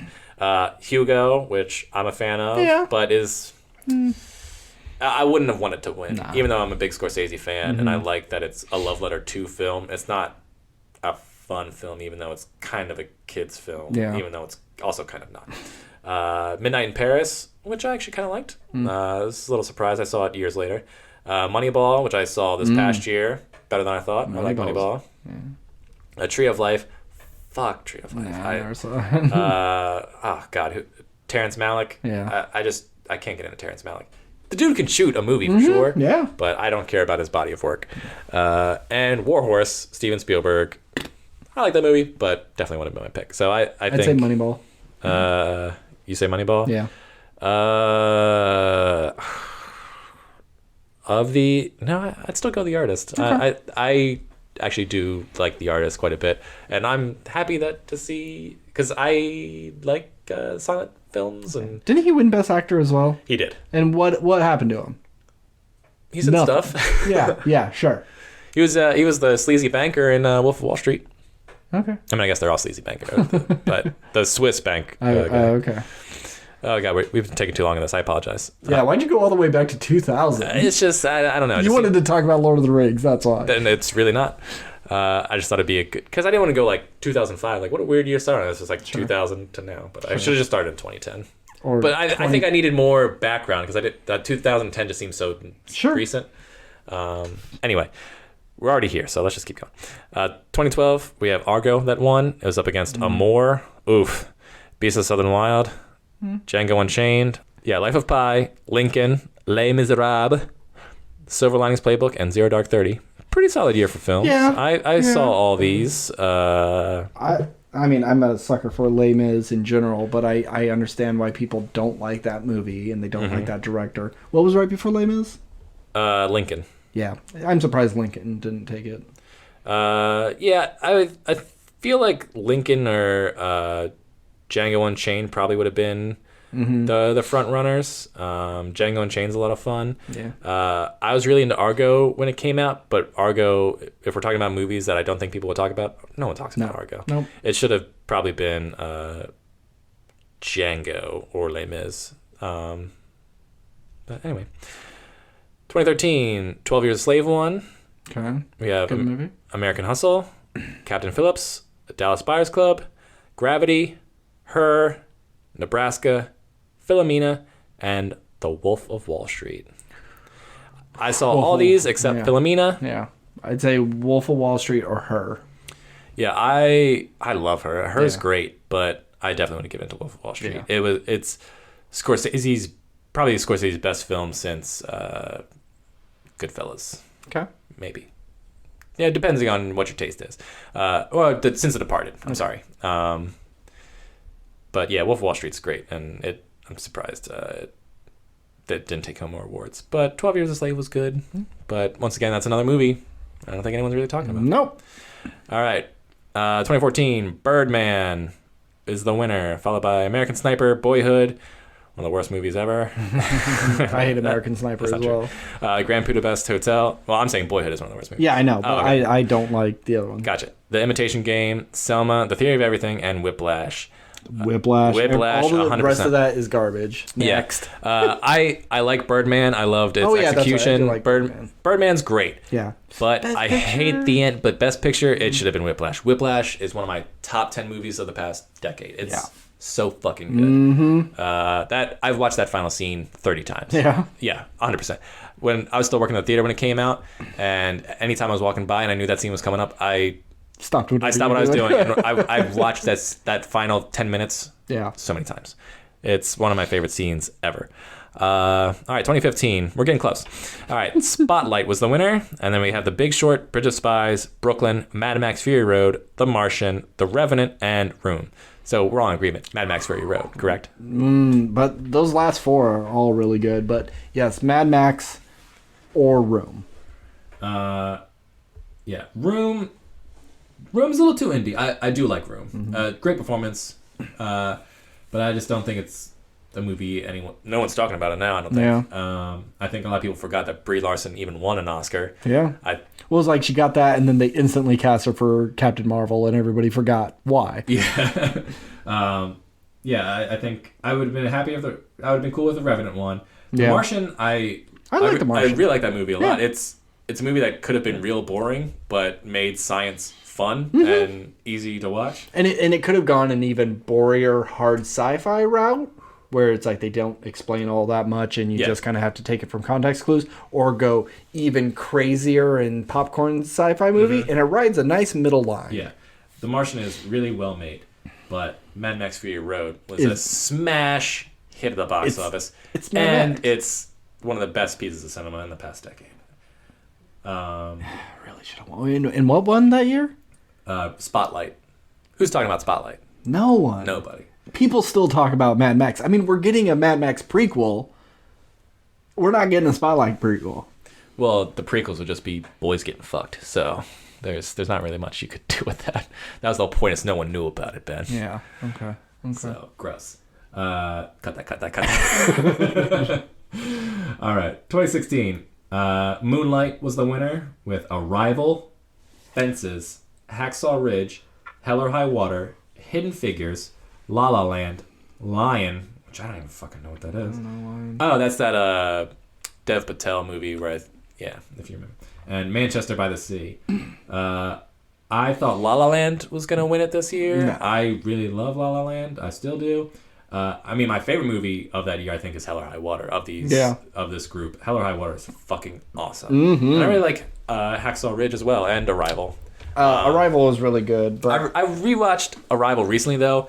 So bleak. Yeah. Like seeing it for the first time, I'm like, wow, this is cool. This is really well made sci-fi, and how simple it is, and how like scary those octopus aliens were, but also I liked how simple they were, and it just the shape of the spacecraft, it was just essentially like an egg, is somehow both terrifying and like cool. I don't know.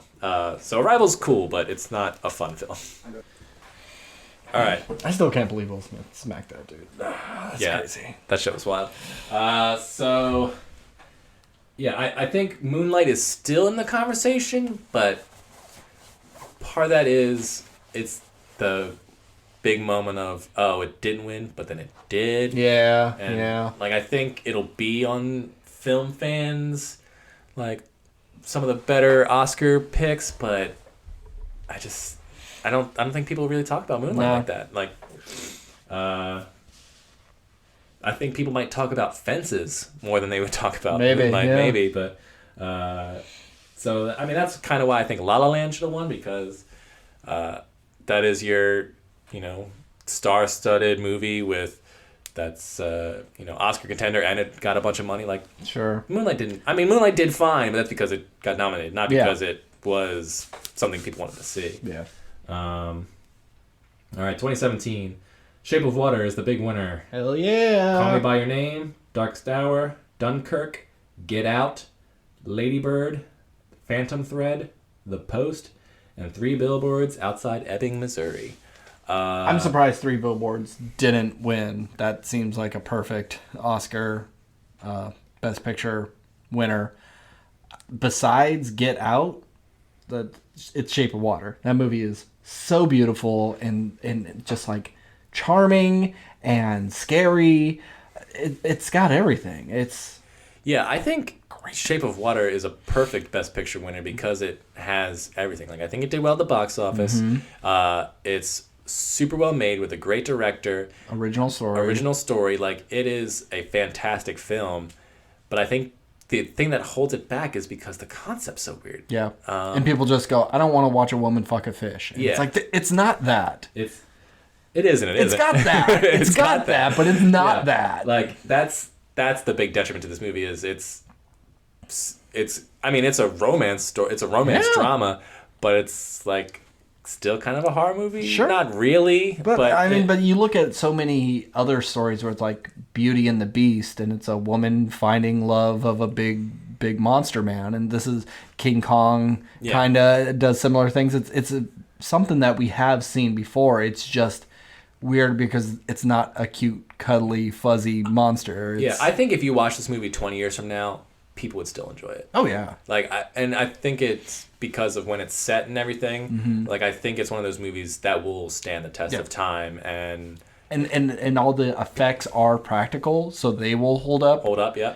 I think it may not be looked at fondly right now, but I think down the line when people are just like, oh, you know what, I could watch some more Oscar like, that'll be a movie people can come back to and they'll go like, I see why that won. That's a great choice. That's a good film. And Richard Jenkins in that movie is so good. I love Richard Jenkins. I mean, dude's a fucking legend. So, same with what's his face?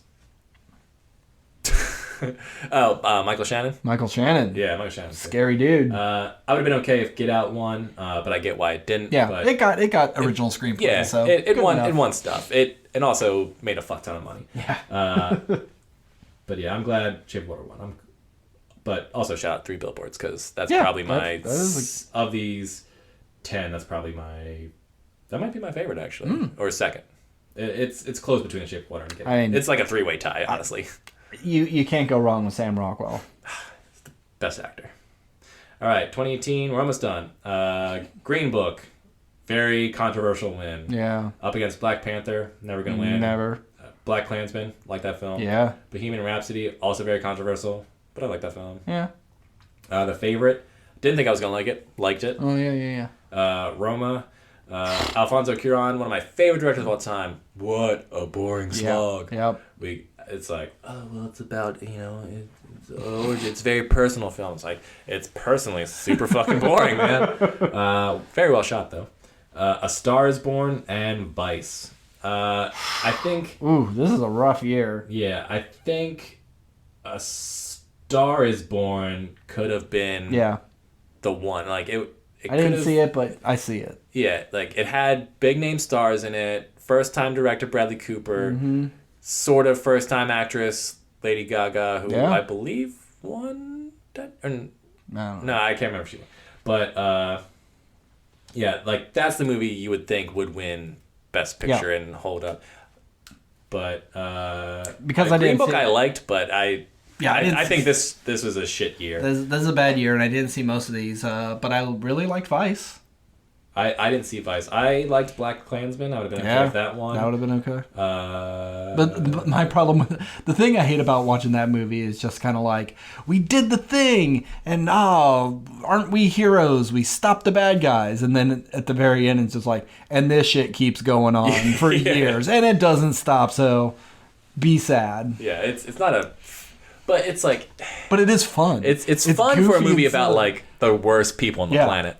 It's like when you just have people just like fucking with racists and getting one over on them, it's a good time. Yeah, John David Washington's so fucking good. Adam Driver's so fucking good. And just the idea of like a black man doing white voice to trick a bunch of stupid Klan members is, I don't know. Was that John David Washington's first movie, or was that his first leading role? I think it was his first leading role. Okay. Unless there was some like indie stuff. Like he was on that show with the Ballers on HBO with The Rock. Like he was kind of one of the leads on that show. Because it just seemed like I didn't know Denzel Washington had any kids, and all of a sudden he had this grown ass man for a son. I'm like, oh, okay. Where's this guy been? He went to college and played football for a while. Okay, yeah, that makes sense. And then he's just like, you know what? I'll try acting because my dad's Denzel. Yeah. Hey, my dad's. Can you imagine Denzel. being the dude who's Denzel's son going to school? He must have been cleaning up. Yeah. Like I look like football Denzel, star, I sound like Denzel. beautiful like, man. I won't even get into it. Jesus Christ. But yeah, A Star Is Born you would think would be like the movie. Yeah. I think the only thing really holding that movie back was because like the story's kind of simple. It's like, oh, I'm a drunk celebrity and yada yada. Like we've seen that story. Perfect. I mean, it has all the makings to be the front runner. Yeah. But it never really got the traction it needed. It was all about the song and Lady Gaga's performance. 2019, we're on to Parasite, the big winner. First foreign film to win Best Picture. Yeah, good stuff. We also have Ford versus Ferrari, The Irishman, Jojo Rabbit, The Joker, Little Women, Marriage Story, 1917, and Once Upon a Time in Hollywood. I saw all these except for Little Women. Sexist. I'm fine with this. Yeah, I really like Parasite. Parasite's great. Also, go watch Snowpiercer. Go watch what? Snowpiercer. Oh, It's the same guy who directed. Yeah. I couldn't hear. Sorry. And go out and don't watch Snowpiercer, the TV show. Yeah. Sorry, I should have clarified. Actually, it's not the worst thing in the world. It's just not great. I mean, my favorite film of the year on this list is 1917, but I understand why it didn't win. Yeah, I barely saw any of these. I saw Joker. But Joker, I would have loved it if Joker won. That would have been cool. That would have been cool. I don't think because it was a huge box office smash. He was great in it. Yeah. The movie's great. It's gotten a lot more blowback recently than... There was a lot of love when it first came out. And I think now that it's been out for a while, there's more blowback. But that would have been fun. Yeah, I would hate for like a Best Picture that's a comic book movie and it's the fucking Joker. Yeah. Fair enough. Captain America Winter Soldier is the only one that gets to be Best Picture. But above all these, I think Parasite was the right one to win. Yeah, it made a ton of money. It's different. It's an original story. It's super well directed. Probably best directed, if next to 1917. But 1917 was also a high concept movie with being all one shot. Whatever. Point is, Parasite's great, so I'm cool with that being there. All right, 2020. This is 2020, 2021. So I guess it's an over 2-year kind of thing. Oh, because we didn't have an Oscars. Because we didn't have an Oscars in 2020. But did we have any nominees from 2020? I don't know. Just I'm on Wikipedia, and 2020 and 2021 are put together. Okay. So we have Nomadland, which won. Oh, okay. With The Father, which no one saw. Judas and the Black Messiah, which some people, but they went straight to HBO, so it's kind of hard to really. But I hear it's great. I hear the two leads are amazing. Oh, he's so good. Mank, which also went straight to streaming, which we liked. I like Mank. But I understand why that didn't win. Mm-hmm. And if it did win, it's one of those movies no one's going to talk about. No one would ever talk about it. No one's going to talk about Minari, too indie. No one's going to talk about it. Mm-mm. Promising Young Woman. Damn, that movie's good. God, yeah. Sound of Metal. No one saw but me. But I hear very good things.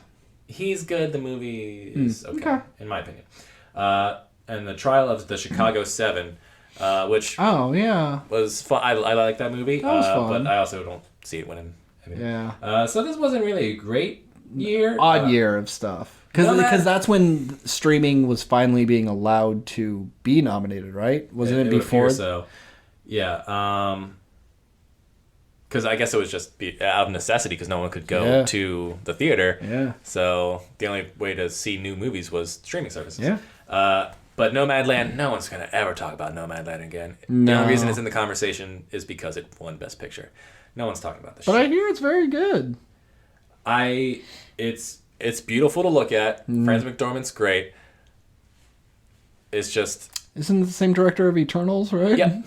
And I'm one of the staunch defenders of Eternals. Eternals is not as bad. I think 10 years from now, you guys will be saying Eternals is actually pretty good. I've already turned around on it. It is the Star Wars prequels for the Marvel Universe as of right now. I'm calling it. We will never see another Eternals movie. They will show up in maybe Thor 4 and maybe a Guardians thing, but they will never get another movie on their own. I'm telling you. Okie doke. But yeah, I think this year, I mean, I would want Promising Young Woman to be the best picture. I think that could have found traction. If that had won, I think it could have found an audience and gone like, oh, okay, because it has something to say of our time and men and the dating scene and digital age. Like, I think there's a lot to unpack here. I think Promising Young Woman could have been a really impressive best picture winner. Why didn't it catch on? You would think it really would have been a big hit. I think it's just the content, and it's R-rated, I believe. I know a lot of people... It's not even, like, bloody. No. When I gratuitous. When I talk to people about, like, have you seen Promising Young Woman? It's like, oh, is that the one where the woman becomes a serial killer? And it's like, the trailer makes you think that. And it was bad marketing. So maybe that had something to do with it. And also was the years of COVID. Yeah. It had that going for it. I think there's more like technically prestigious movies on here.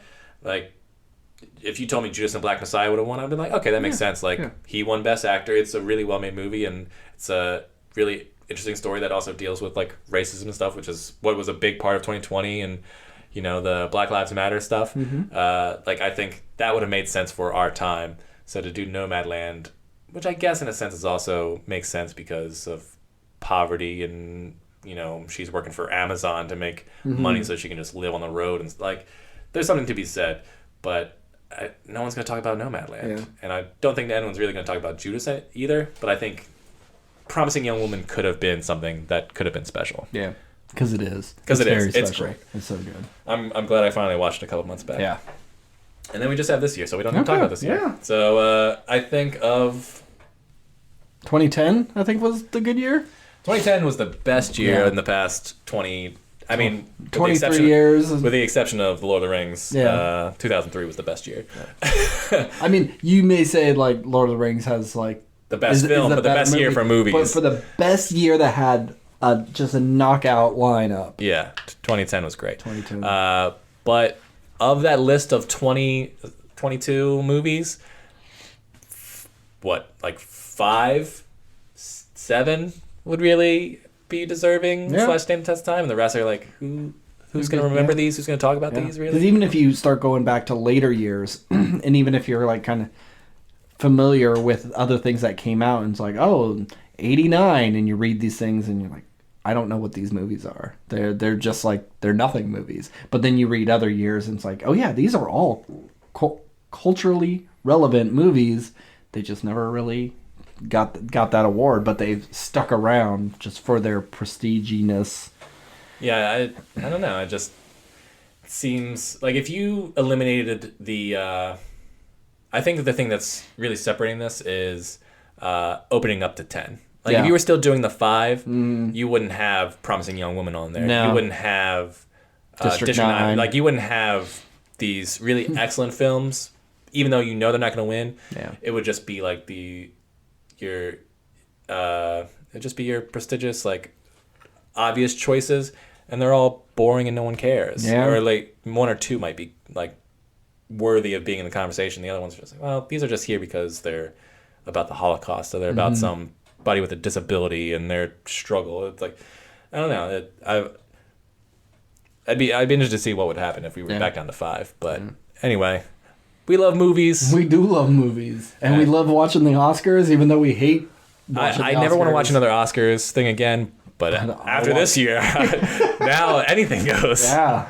Man, I'll be excited to see. Like, are they going to just add more fights, more fake drama? Can that be how they announce? It's like you do a death match. You put all 5 actors who are going up for Best Actor in a ring. Last man standing gets the Oscar. That's it. Yep. Yeah.